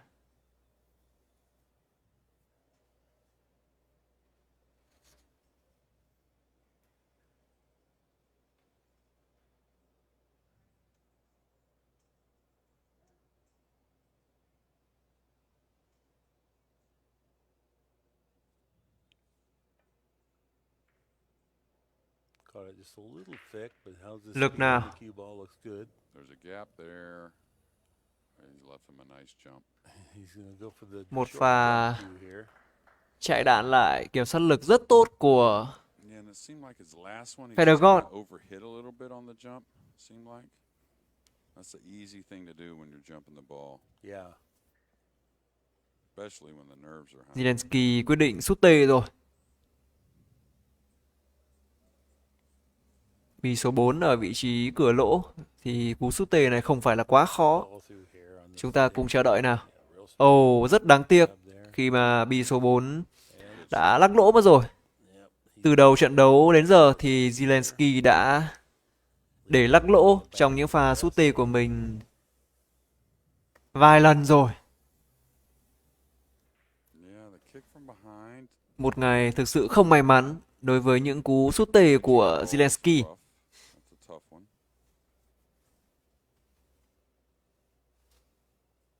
Yeah, I like to kick from behind pretty well. I can kick that I wouldn't ball doubt, down I there. wouldn't doubt he banks this, to be honest with you. Such a great banker of the ball. And he can play the cue ball a little bit up behind. Cần luôn. Up on that swing a little bit. He was trying to control the speed too. Như vậy là trong công cố thủ của Federer rồi. Rất tinh quái khi mà anh đã tính trước được nếu không thực hiện thành công bi số 4 thì cũng ra một vị trí không hề dễ dàng gì cho On the Zelensky. corner is certainly a difficult shot. There's a 5 it does pass the 8, so he's gonna. The thing is, I doubt he applies inside on this, Mm-hmm. so he's gonna catch a piece of the 7 to where the cue ball is gonna come back towards the 9. I think, anyways, that's what it appears to me. On a shot of this difficulty, you don't want to introduce side spin because it complicates it. So you just kind of have to take what the 7 will give you. Yeah, I think it's going away from it. Ồ, còn má chém riêng cho Zelensky và vừa rồi là một cú chém mỏng There for sure. rất tốt của anh. Making shots like that.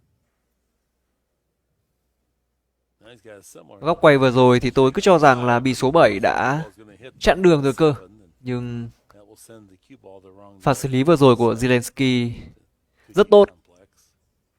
And the safeties are touchy as well. So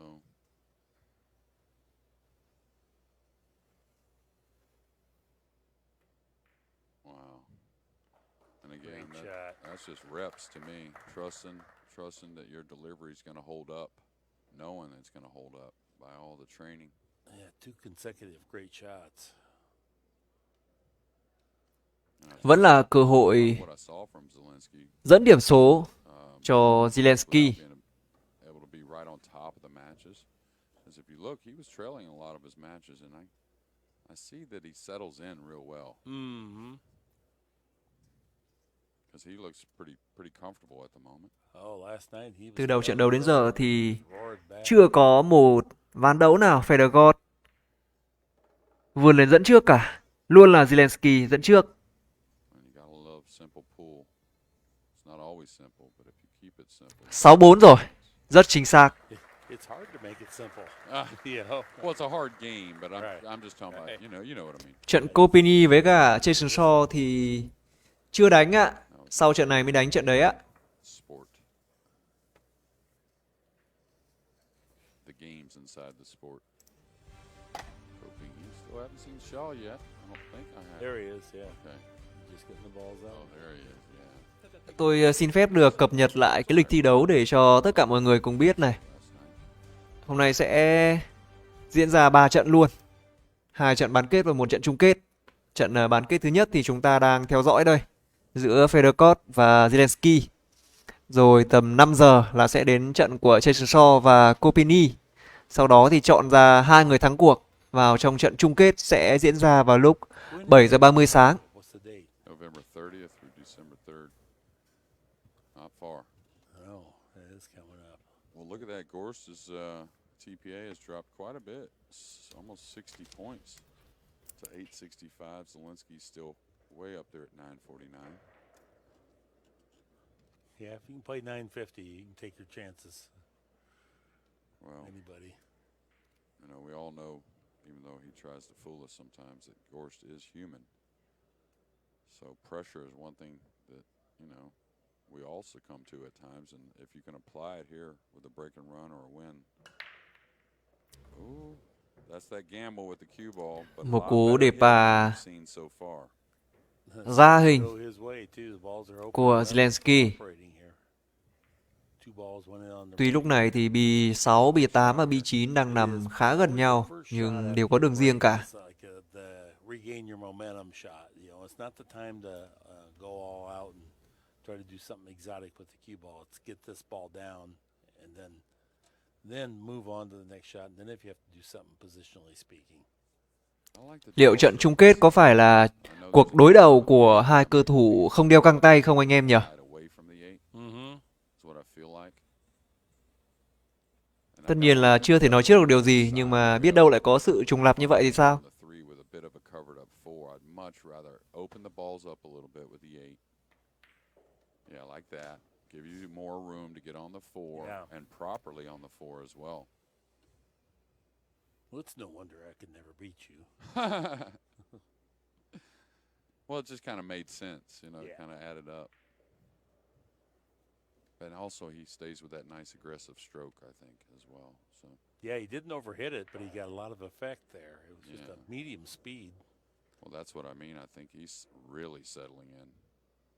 That type of youngster, if he does go on to win this, he'd like to probably just play the final right on back after Yeah. this match ends, Yeah. you know. All right, keep it simple. You want to Ồ, bạn Nguyên Thông cũng try to overkill your ball. Just đoán là keep như your vậy à? rails a little above the five. That'll give you 2 rails towards the 6. Hair of inside at max.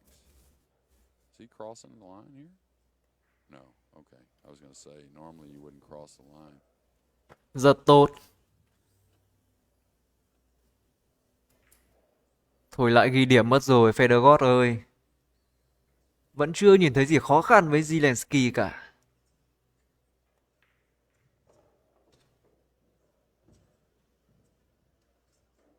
Laid Pretty- that in there really good. Yeah. It's pretty sweet when you see these guys and they're just kind of rolling their ball around. Makes it look easy.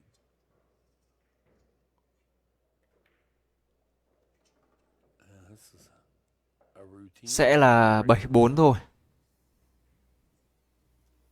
And he's had 2 in his last 2. 7-4 rồi. For a 3-game lead.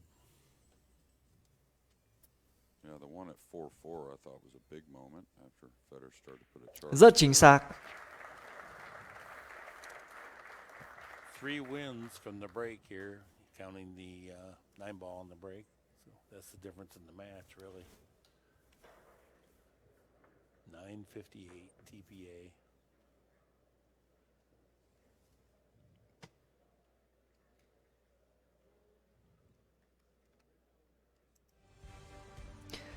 Và xin cảm ơn nhà tài trợ Kaka King đã tài trợ See Oliver's all các chương trình phát sóng trên nền tảng Lão Mõ. Hiệu bàn bia tốt nhất Việt Nam.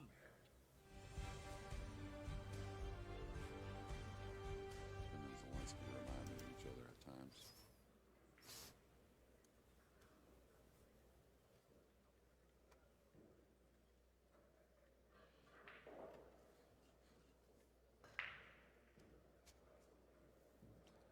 It was good to see Conrad Joseshin playing and playing well.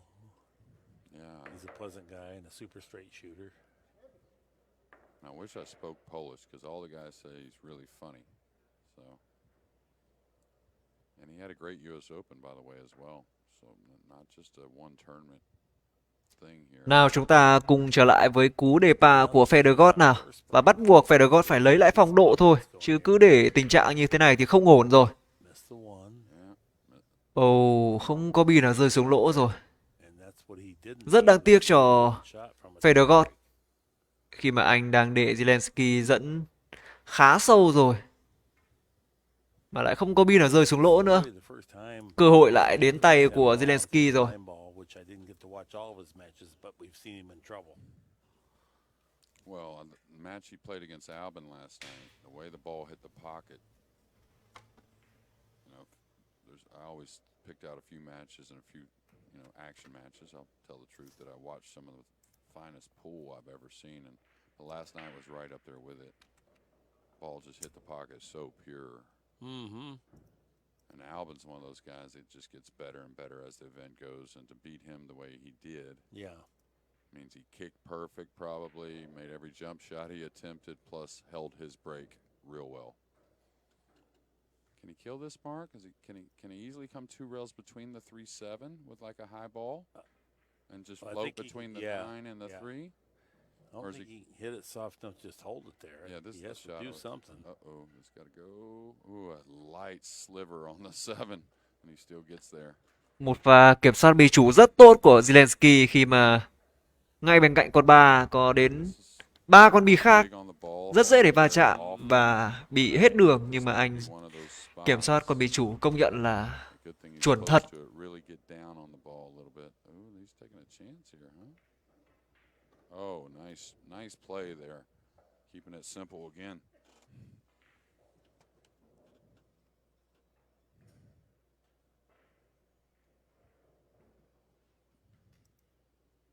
Probably one rail here, Mark, huh? If you go 2 rails, Yeah. you better have some really good speed. Right. That's the problem with 2 rails is that you're traveling a long ways. You have to create about- the angle. 2 rails to here, though, is okay. Yeah, But yeah. not 2 rails to the center. 2 rails to that long rail between the Right. 6-7. That's okay. In fact, Yep. that's probably the best play. Well, that's where he's going. You can see he's queuing down. Wow, một How's cú his đánh speed? Looks rất mạnh perfect. của Right. Zelensky nào, lực nào, lực nào. Right where you put your fingertip here in the booth. Ồ, không có sai sót nào. Yeah, he's got a Sợ thật đấy. touch as well here on a little bit of a fin. Đánh mạnh cũng chuẩn, đánh nhẹ cũng chuẩn. Go ahead and hit this a little more Đánh đường nào cũng chuẩn. Go 3 rails instead of roll this thin cut like this. We'll see. I think he rolls it myself, but yeah, a little flick of right inlet. No, he went 3 rails. Oof. Treacherous little shot here when Yeah. the pressure's on. Yeah.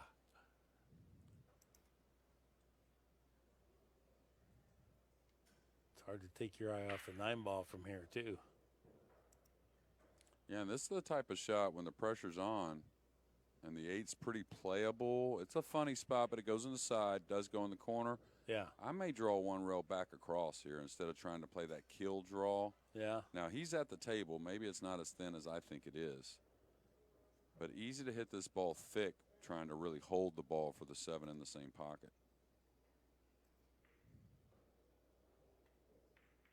Oh, he overcut it. I'm surprised he rolled Ồ, rất đáng tiếc cho Zelensky rồi khi mà cơ hội the ball more. dẫn lên điểm số 8 của anh chỉ cách có vài bi nữa thôi. He was thinking Nhưng about bi số the 6 đã lắc lỗ mất rồi. Yeah. just a little split-minded, but boy, this is the crack of light. Nhưng không sao. Of course, Trận đấu của chúng ta sẽ càng kịch tính căng thẳng hơn khi mà Federer Breaks the balls. And, no, he doesn't break the balls. có sự cân bằng điểm số cho mình. He broke dry in this game.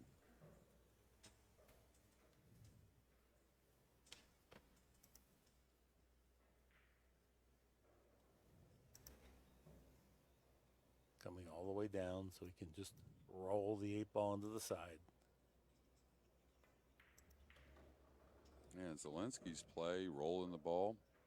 I Yeah. don't really question it. It just kind of shocked me. I thought he was going to draw the ball more. Just I didn't expect the roll. I don't think it was a terrible play or anything. Như vậy sẽ là Position. Yeah. 5-7 cho Federer. Hey, he just missed. That's Yeah, all that exactly. happened.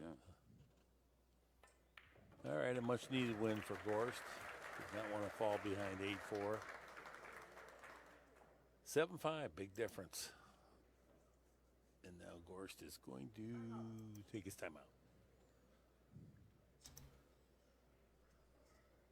All right, well, we'll be right back here in just a couple minutes.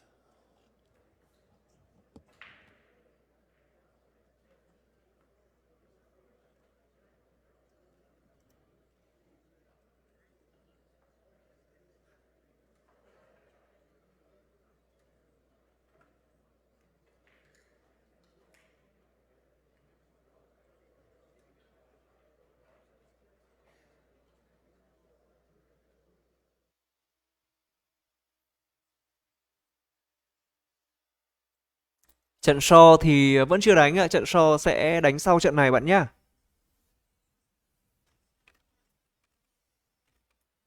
Có lẽ là các bạn vào sau cho nên là tôi sẽ lại cập nhật lịch thi đấu một lần nữa để cho tất cả các bạn được nắm rõ nhá. Chúng ta có trận đấu này đang diễn ra là trận bán kết 1 này. Sau trận bán kết 1 này sẽ là trận bán kết 2 của Jason Shaw và Copenhagen. Sau 2 trận thì khoảng tầm 7 giờ 30 sẽ là trận chung kết. 7 giờ 30 sáng nay luôn đấy ạ.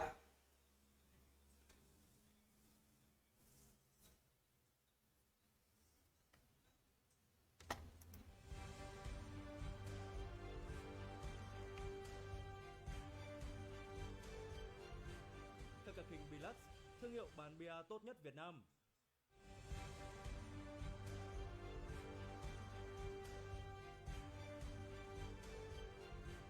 Theo cặp hình Bilux, thương hiệu bán bia tốt nhất Việt Nam.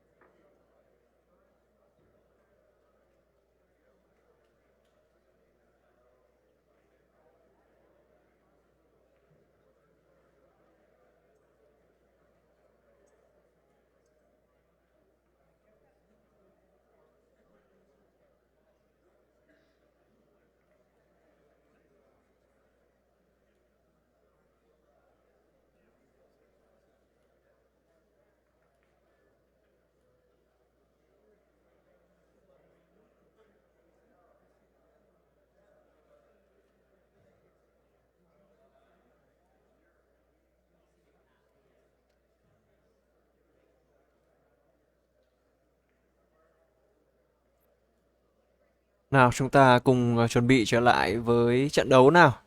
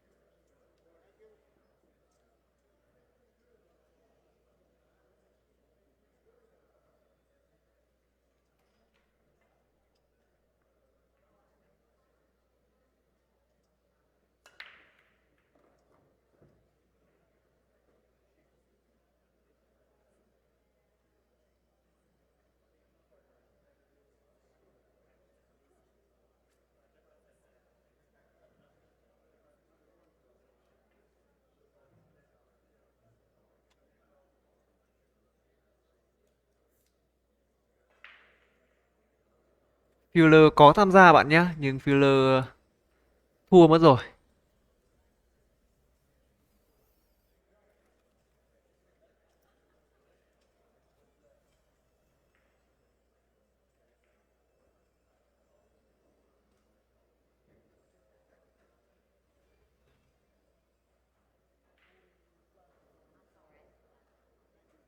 Cho số Fuller tôi nhớ không nhầm để thua trước Victor Zelensky với tỷ số là 16.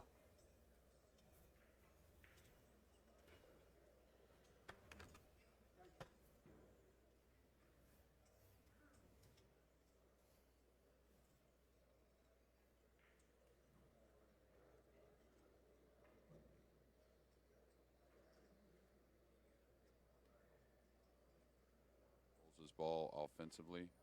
The only problem is still may do the defensive shot. Like with a high ball, this looks like Còn it's má much không đây, easier. hay là Zelensky lại Now the muốn only way you can let him see it, phải thực hiện sút tê đây rồi. I think he gets this back at first glance, actually. Can't quite overcut the ball and run the cue ball. Couple reasons why.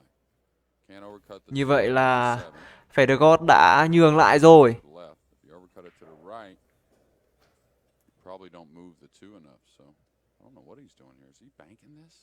He might be going after this. Oh, he's trying to bank it downward. That was pretty nice. Really nice. Yeah. Wow, Use the seven as a, một as a cú stop. chạy đạn rất tốt của Zelensky. Yeah, I don't know if he gave him the kick from behind. If he can't get between this 9 and 4 with the cue ball, he's taking a pretty good. Không biết là anh đã tính đến đường còn bi số 2 va chạm và bi số 4 rồi He's got a kick. nằm thẳng vị trí bi số 5 và bi số 9 chặn đường hay không. Nhưng nếu anh tính toán trước sự va chạm này thì đúng là Trying to get the quá cue đẳng ball cấp and the two ball đến từ between Zelensky. the 3-9 or the 5-9-3. Because he's likely to run in the clutter if he goes at it with any pace whatsoever, and then you really throw it up in the wind. Yeah, I wonder if he comes like that you're talking about. If there's any risk of not getting a rail, if he plays it really light, like if he gets under it and sends the two at the 3 a little. Oh yeah, no, there's definitely. But Yeah. what's the least risky is when No, he's I get it, weighing yeah. out. Yeah. At least winding up, he's going to use some power. Not No, a lot though. played safe. Yeah, Yeah. not a lot. He was Tried to trying to play play it. that separation. Success. Very confident. Cũng with the không hề contact. kém phần long trọng ạ. What that was. Ngay sau đó là một pha A Just bằng hitting it, that sounds- Yeah. I'm talking chạy about đạn the lại của accuracy of Federer. it. Mm-hmm. And that again comes from practicing it.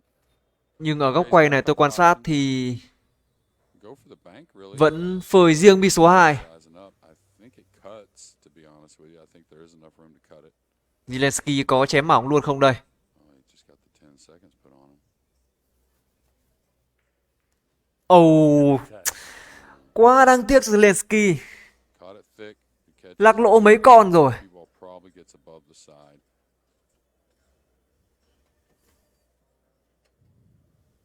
That's the thing when you say, "Oh, he shot into the scratch." Well, he would have gone different had he made it.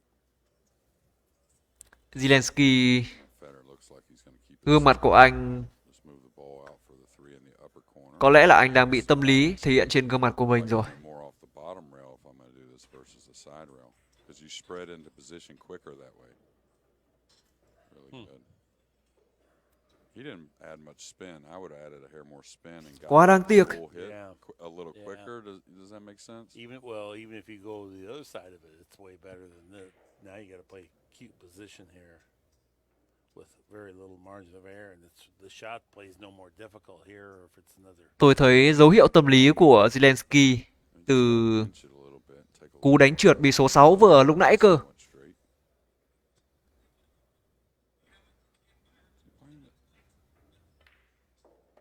Oh, he tried to get to the other side. Wow.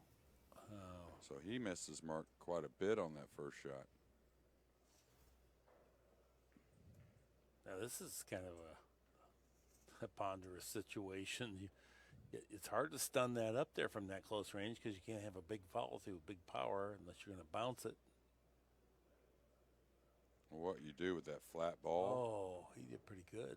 Yeah, that flat ball, right? It Yeah. makes the object ball grab a little more. So you can aim a hair thinner. Tỷ số đang là 7-5 nghiêng về Zelensky và Ray Tu 10 nha bạn. Almost like when you play on a sticky Tẩy mặt sắt ơi. sometimes, you know, kind of similar. Okay, I think he wants to draw off this 9 just a hair. I'd like to get a little closer to the 6 myself. Yeah, something like that. Don't want to be, and it wasn't so much closer, Mark. It was just lessening the angle, I guess, more than anything. Good camera view there. He's got a lot to work with.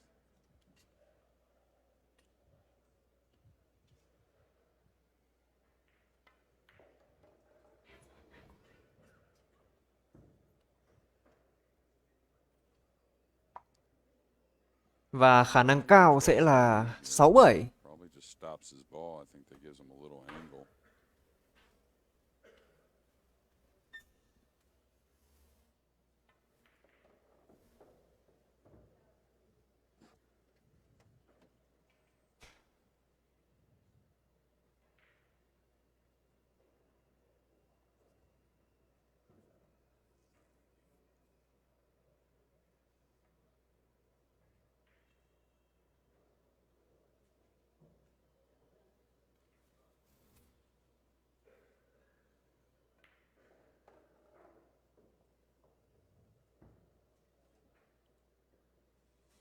Nếu cứ đà này thì bây giờ Zelensky mới phải là người xem lại. Bởi vì có thời điểm anh đã See, will it run out? dẫn Fedorov rất sâu, nhưng bây giờ thì chỉ còn cách có 1 điểm nữa thôi. He's trailing. Liệu Fedorov có bật tồm dẫn trước không? TPA's changed 6-7 rồi. close. 891. Rất kịch tính. Force 897. Ô, Zelensky. There's Zelensky again. Youngster. bị đói rồi hay sao ạ? Yeah, the only Hay là difference now chưa is ăn gì nên đói, đang tâm lý nhỉ? National Billiard Academy rack track. There you see it. Of course, this Ăn một chút lấy lại sức rồi thi đấu tiếp nào. consecutive games. Cố lên, Zelensky had 3 in a cho row. Fedorov một cái nào. Ăn gì mà ăn một mình thế? 57-52, that's really the story of balls pocketed. 6 airs and 7 airs.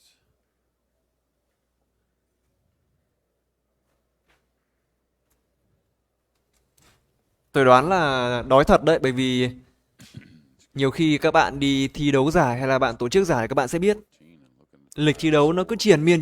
Nhiều khi mình chưa kịp làm gì thì đã đến lượt mình thi đấu rồi. Two ball cut shot for Zelensky got him back. Ai mà sức khỏe không tốt là rất dễ bị ảnh hưởng đấy ạ. Was on the brink of going 8-4 behind. Có những cuộc thi mà, có những trận đấu mà phải thi đấu từ sáng đến tối, liên tục. When he decided to roll it and go into the Yeah. 9, I think. Yeah. Nào chúng ta cùng trở lại cú đề pa của Fedorov nào. Eyes are glued to the one ball here. One ball's down. Cho đến lúc này thì Fedorov vẫn đang là người có cú đề pa tốt, khi mà gần như tất cả các cú đề pa đều có Anyways, bị mục tiêu rơi xuống lỗ. I was fooled by that camera, but looks like the kick and stick on the Nhưng side bi was số the 3 lúc better này thì option. I know it's a little ways away. đang ở vị trí Now the other one, if you're rất khó chịu rồi. the side pocket's not in the way, he can roll across the 3, trying to bank it up towards the 7 and bring the cue ball behind the 6-9. That's a real natural shot. Gorst is looking at kicking, pushing out to a kick shot behind the 3 that knocks it down table, down past the 8 and leaves the cue ball maybe behind the clutter. Now he's looking at your shot, the side rail kick and stick. Yeah, if the side pocket's not in the way, I probably don't give Zelensky the chance to make this kick shot on me. The 6 and 9 are big. You don't have to snooker him to get the 3 up. I mean, this is a good chance to attack here. chúng ta cùng A nice kick chờ đợi fake. cú A bằng của Fedorov. You're just going to roll across it.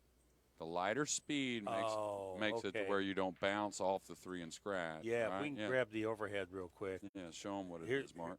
Here's what he's saying is here, have the cue ball come across and the 3 ball comes down. That's right. Okay. Got it. Oh, you hit it too light. Oh. You want to hit it light that way. Một you cú don't A get bằng scratch like bounce kind có va chạm của gót rồi. It just got a Trong little too light. And it vị was trí so này thì hard hoàn to toàn call it. Zelensky có thể thực hiện một pha And cân luôn though he và had lỗ a 5. system there where he was kind of equal out type of thing, he was measuring Oh, he wasn't far off the mark. Oh, not at all. I No. think it was just the speed was off a hair. I think the mark was pretty darn good. They separate with a hair more speed. The throw works a little more. Cân luôn, cân luôn. Oh, nice shot. Lần này thì không có lắc lỗ nữa rồi, rất chính xác, một cú cân You know how Poole is. chuẩn của Zelensky. His percentages laid nice to gamble. You cannot play just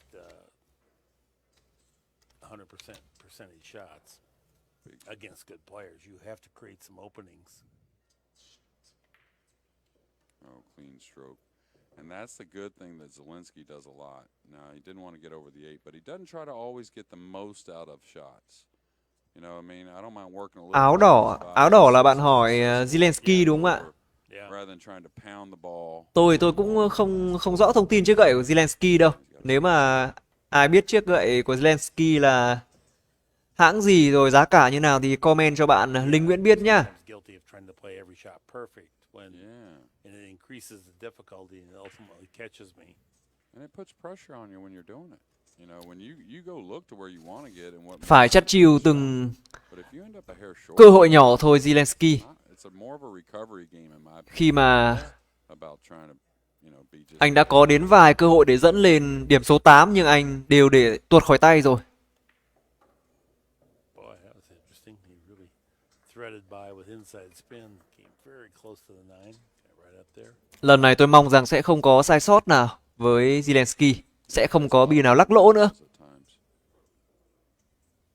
Now he's going to follow his ball, or is he stunning?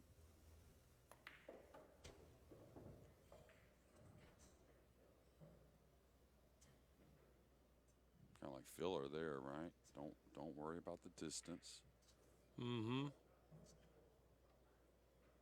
Yeah, he could have come around. Vâng, đã có người comment là gậy của Zelensky là gậy Shot to a part of a pocket. Predator đấy ạ. Yeah, and believe it or not, you sometimes get flat and funny going with that third rail on the 8. Được rồi. He was guaranteeing that Như nice vậy sẽ là 8-6 rồi. and now a 2-game lead again. Rất chính xác. He run out. 8-6 is their score.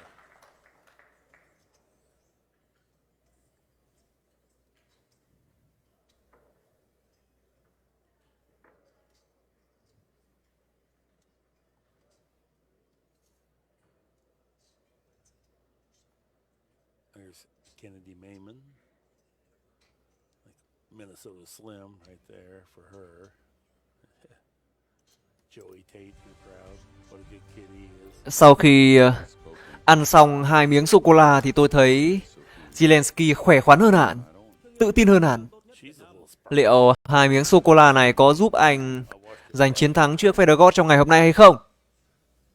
Yeah, and then more pool coming. Of course, most of these guys are staying in the country or this side of the world. Trận so thì lát nữa bạn nhé. Trận so thì cũng là tôi trực tiếp luôn. Tôi cũng là người bình luận luôn. World 8 ball. Hết trận này thì tôi sẽ World Championship. bình luận trận của so với cả Copenhagen luôn. Interesting pool down there in San Juan area. Have you ever been there? No, I was gonna go for the tournament that Rodney won. Yeah. He won back-to-back events. He won the PBT in Puerto Ăn Rico. xong 2 miếng sô-cô-la thấy đánh khỏe hẳn. 6 in 2 consecutive weeks, pretty much.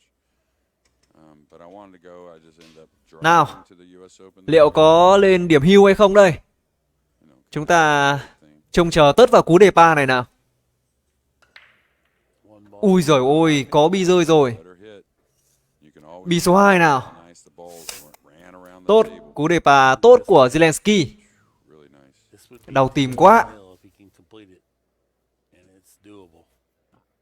Quả này mà lên điểm hưu thì 7 lays nice. Just Federer dễ toàng lắm. after the fives near. Only thing on that combo is don't get too thin on it.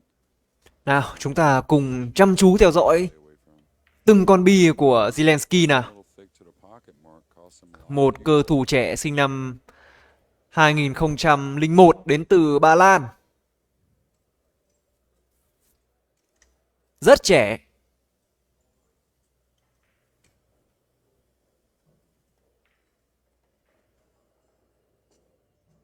Sẽ là cộng 47 thôi. Yeah, Zelensky doesn't have the tightest cue ball. you ever saw. He goes kind of like that net. Cắm cái lại nào. Kiểm soát con bi chủ phía sau bi số 4. But then when he Chính really xác. needs it, he can come with it. But sometimes he is a bit casual and gets himself a little bit out of line. Tremendous shot maker. That 3-rail top spin shot that we didn't expect him to play. Oh, right there yeah. to get perfect. That was, On the 8 to the 9, yeah, that was incredible. yeah. And it was like last second he decided it, like hit him all. Oh, I can go forward to right here. Okay. Yeah. Where most of us been like, well, I Tên như discarded tổng that thống. shot a long time ago. I'm not shooting that. Chào bạn Đặng Minh Tuấn, chào bạn Tiến Đạt nhá. A little, and now he's got to pop it around the 8 here. Got to have nice control. Lands perfect. Zelensky, đúng rồi, đọc công nhận là tên giống ông tổng thống của Ukraine thật. Draw it over a foot or so. Nào, hưu nào. Yeah, I like the flat. Sẽ là hưu thôi, khi mà bi số 8 và bi số 9 này thì Three little ricochet. còn cái cảnh gì nữa đâu. Six, the side pocket's never Hưu hưu. Báo đỏ cho Fedorov rồi. This would be the 4th game in this set that he's won from the break. Xin chúc mừng Zelensky đã Run up, đến điểm hưu của mình. on the break.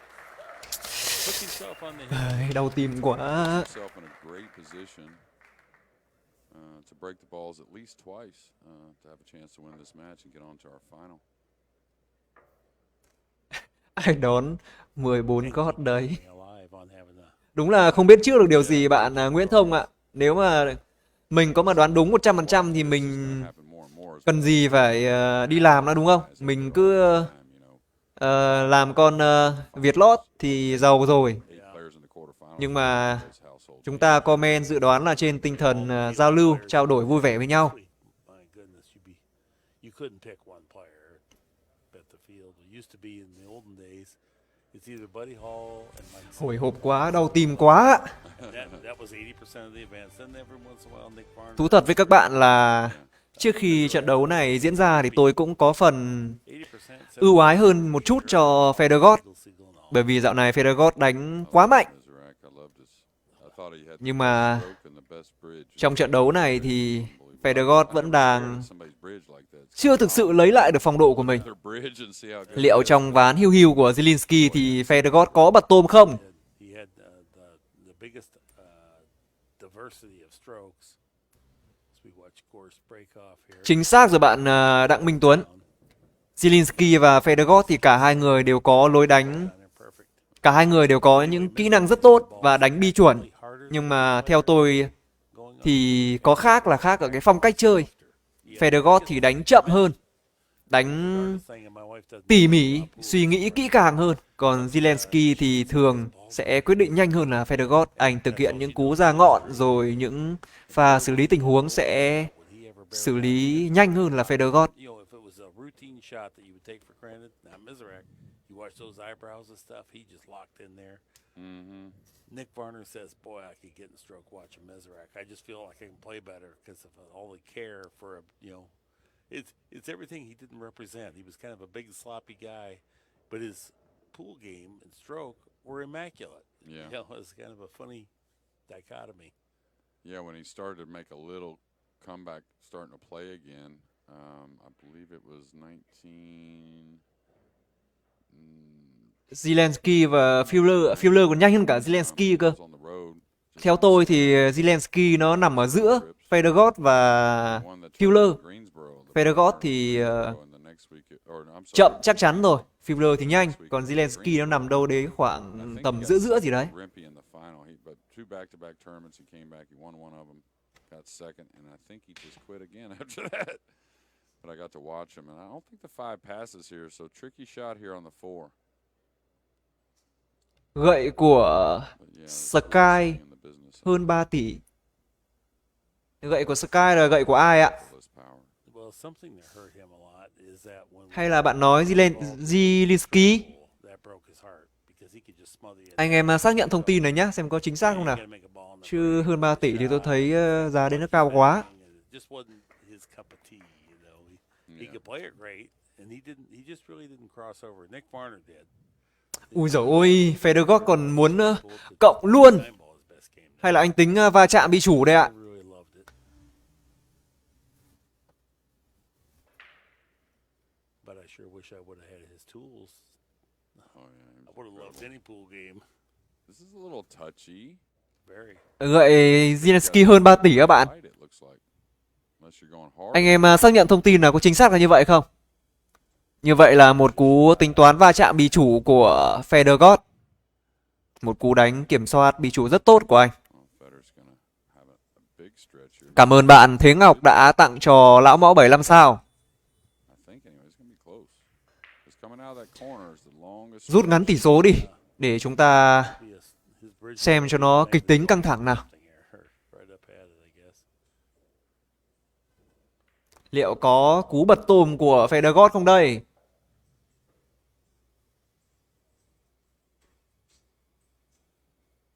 Federer's right on it. Gậy của Khánh Sky. Tôi cũng không rõ gậy này như thế nào đâu. Vừa nãy có bạn cung cấp thông tin là gậy Predator đấy. Nếu mà bạn biết giá cả như thế nào thì chia sẻ với anh em cùng biết nhá. Rút ngắn tỷ số rồi. Trận đấu càng về hồi kết thì càng kịch tính căng thẳng, hồi hộp đau tim. The set for Gorst. Bật vào nồi à? Cũng không biết thế nào đâu. Khi mà lịch sử bia thì chúng ta đã chứng kiến rất nhiều trận đấu Trailing. đến điểm hưu rồi nhưng vẫn bị bật tôm bình thường.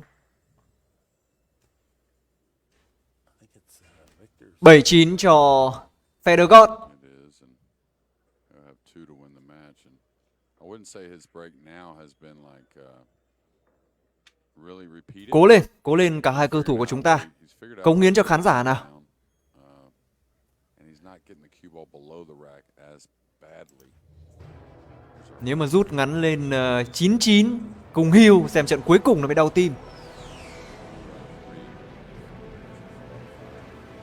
Start for each of the guys, and a couple in a row for each of the guys. Now, of course, he's put another on his side. Trails by 2 games though, with that man in your screen on the hill.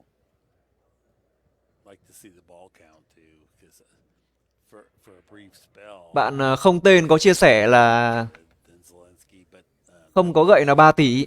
Cảm ơn bạn không tên. on the break. Xin chào bạn Kiều Trương nhá. Ball count. Có hiện bảng tỷ số đấy ạ. Nhưng mà cái bảng tỷ số này là của ban tổ chức, mình không có chỉnh sửa được. See and expect nothing. Bây giờ hiện lên rồi đấy ạ. Tỷ số đang là 9-7 nghiêng về Further. Zelensky. Hưu rồi. Liệu có kết thúc luôn trận đấu này hay không đây? Chúng ta cùng chờ đợi cú phá của Zelensky nào. Yeah, it's in his. Cổ vũ cho anh. I always used to try to rehearse. Cố lên. Not that I could do it good. Ra hình không? I break and run out on the hill. That's what I do. I mean, I don't know what you guys do, but that's what I do. And it's amazing. When you Ui giời ơi, có bi rơi rồi. often it crops up where you get the opportunity, but you cash. Bi nào, bi nào. You've been planning for it. And it's Còn đường riêng bi số 2. telling No, you. I get it. I've told my college players, I said, that's what we do. I want you always thinking that way, and it is amazing. Chặt chiều từng con bi nào Zelensky ơi. On the hill, you know, At first Tôi look, cổ vũ cho cả hai cơ thủ. realize this isn't Càng căng thẳng, bad. càng kịch tính thì càng tốt. Right corner and kill my ball. First Cố look, lên. I know it's thin, but it is very, very doable. Efren would kill this Đau ball. tim quá. John Schmidt, it may not even hit the end rail. That's how good he kills the cue ball. Yeah. He's playing the safety. Vừa nãy tôi có nói một câu trêu đùa là không biết trận chung kết có phải là Really cuộc đối đầu giữa hai cơ thủ không That's đeo what găng this tay hay one, không. if you don't like it, Mark, yeah. from the youngster too. Một pha chạy So đạn what tốt do you think? của Hits it Zelensky. from the side, goes to the top Đuôi rail, rồi. pops out between the four, A băng thôi. down for shape on the three. That would be the grand slam shot. Well, it's kind of Do a all shot that. that Zelensky made last night against Filler on the 3 ball, if you remember. I was talking about kicking to the top rail, and he kicked to the side rail, whizzed it right on in.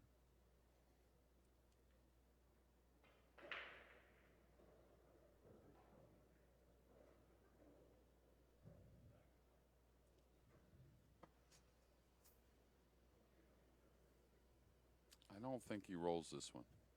I know he's got an action to hit it full and maybe get the 2 by the 5 to the top rail and all that, but you don't want to like Mach 5 it, Cố lên. but I think you want to give it a chance to make A bằng trúng đi. Ghi điểm đi. Lên 9-9 luôn đi. Cho nó đau tim cả thể nào. Ôi giời ôi, vứt đi rồi Federer ơi. The angles always go Ôi towards giời the ơi, pocket, thôi thôi no thôi matter thôi. what side you're hitting. Xong, toang toang And toang. if you hit the ball, the object ball Chính thức thin, thông báo với Federer là toang thật rồi. through the object ball and scratch. Yeah, you hit the top side. Không có cái tình huống gì trong cái hình bi này nữa rồi. Nào, Golden cẩn thận chắc chắn nào Zielinski. match. Đừng có mà vội. It's gonna bounce a Cứ little từ bit, từ. still has a hair of an angle. Got a very clear side of the table underneath him if he wants to draw back. Cứ vội vã thôi. Nhìn mấy cầu thủ có phong cách vội vã này cứ cảm thấy lo lo thế nào ấy. Nào, cứ từ từ nào. Nice hit there. Yeah, we're gonna lose. Cứ vào bộ cái là ra ngọn luôn thôi. But I'll tell you what, Thời gian đã hết đâu mà cứ phải vội nhỉ. on to get out here in this match. Nào. Cố lên, cố lên. Trận so thì sau trận này mới phát nha bạn nhá. Chúng ta tập trung vào diễn biến của trận đấu nào. Liệu có thân ái chào quyết thắng Federer không đây? Bạn Bành Quân đoán 17 à? Up the cue ball. Đấy, sắp thành sự thật rồi bạn ạ. Còn có mấy bi nữa thôi. 3 bi nữa thôi là thành sự thật rồi. Stay in line. Yeah, you're so good. Yeah. No reason to not stay. Đúng rồi, cứ ngắm kỹ vào. Không phải vội. Chưa vào bộ đã ra ngọn rồi. Nào, cứ chậm rãi thôi. One rail coming at the- oh, he went Thế twice. xem nào nào. Surprising. I thought he was fuller than that he would just float out. Niệm rồi Federer ơi. Yeah. Chúng ta He must chỉ have còn 2 bi nữa thôi là Zielinski sẽ giành chiến thắng trước Federer rồi. Chúng ta cùng cổ vũ cho cả hai cầu thủ nào. I think the kid's I think he's a little nervous, just getting a little water. Từ lúc ăn 2 miếng sô cô la xong là không thấy trượt phát nào. Bắt tay. Well there. Made a little face about it as Như vậy chiến thắng trong trận bán kết ngày hôm nay đã thuộc về Zielinski rồi. Một chiến thắng rất thuyết phục của Zielinski. Khi mà đối thủ của anh thuộc hàng yeah, those two khủng bố nhưng mà anh đã you know they were chiến thắng với tỷ số 17 rồi. Cảm ơn tất cả các bạn đã theo dõi on the same team. trận đấu này và chúng ta sẽ cùng chờ đợi trận đấu của Jason Shaw và Kobeni sẽ được phát sóng ngay sau đây. Anyway, Các bạn nhớ đợi thông báo của Lão Mõ nhá. to come.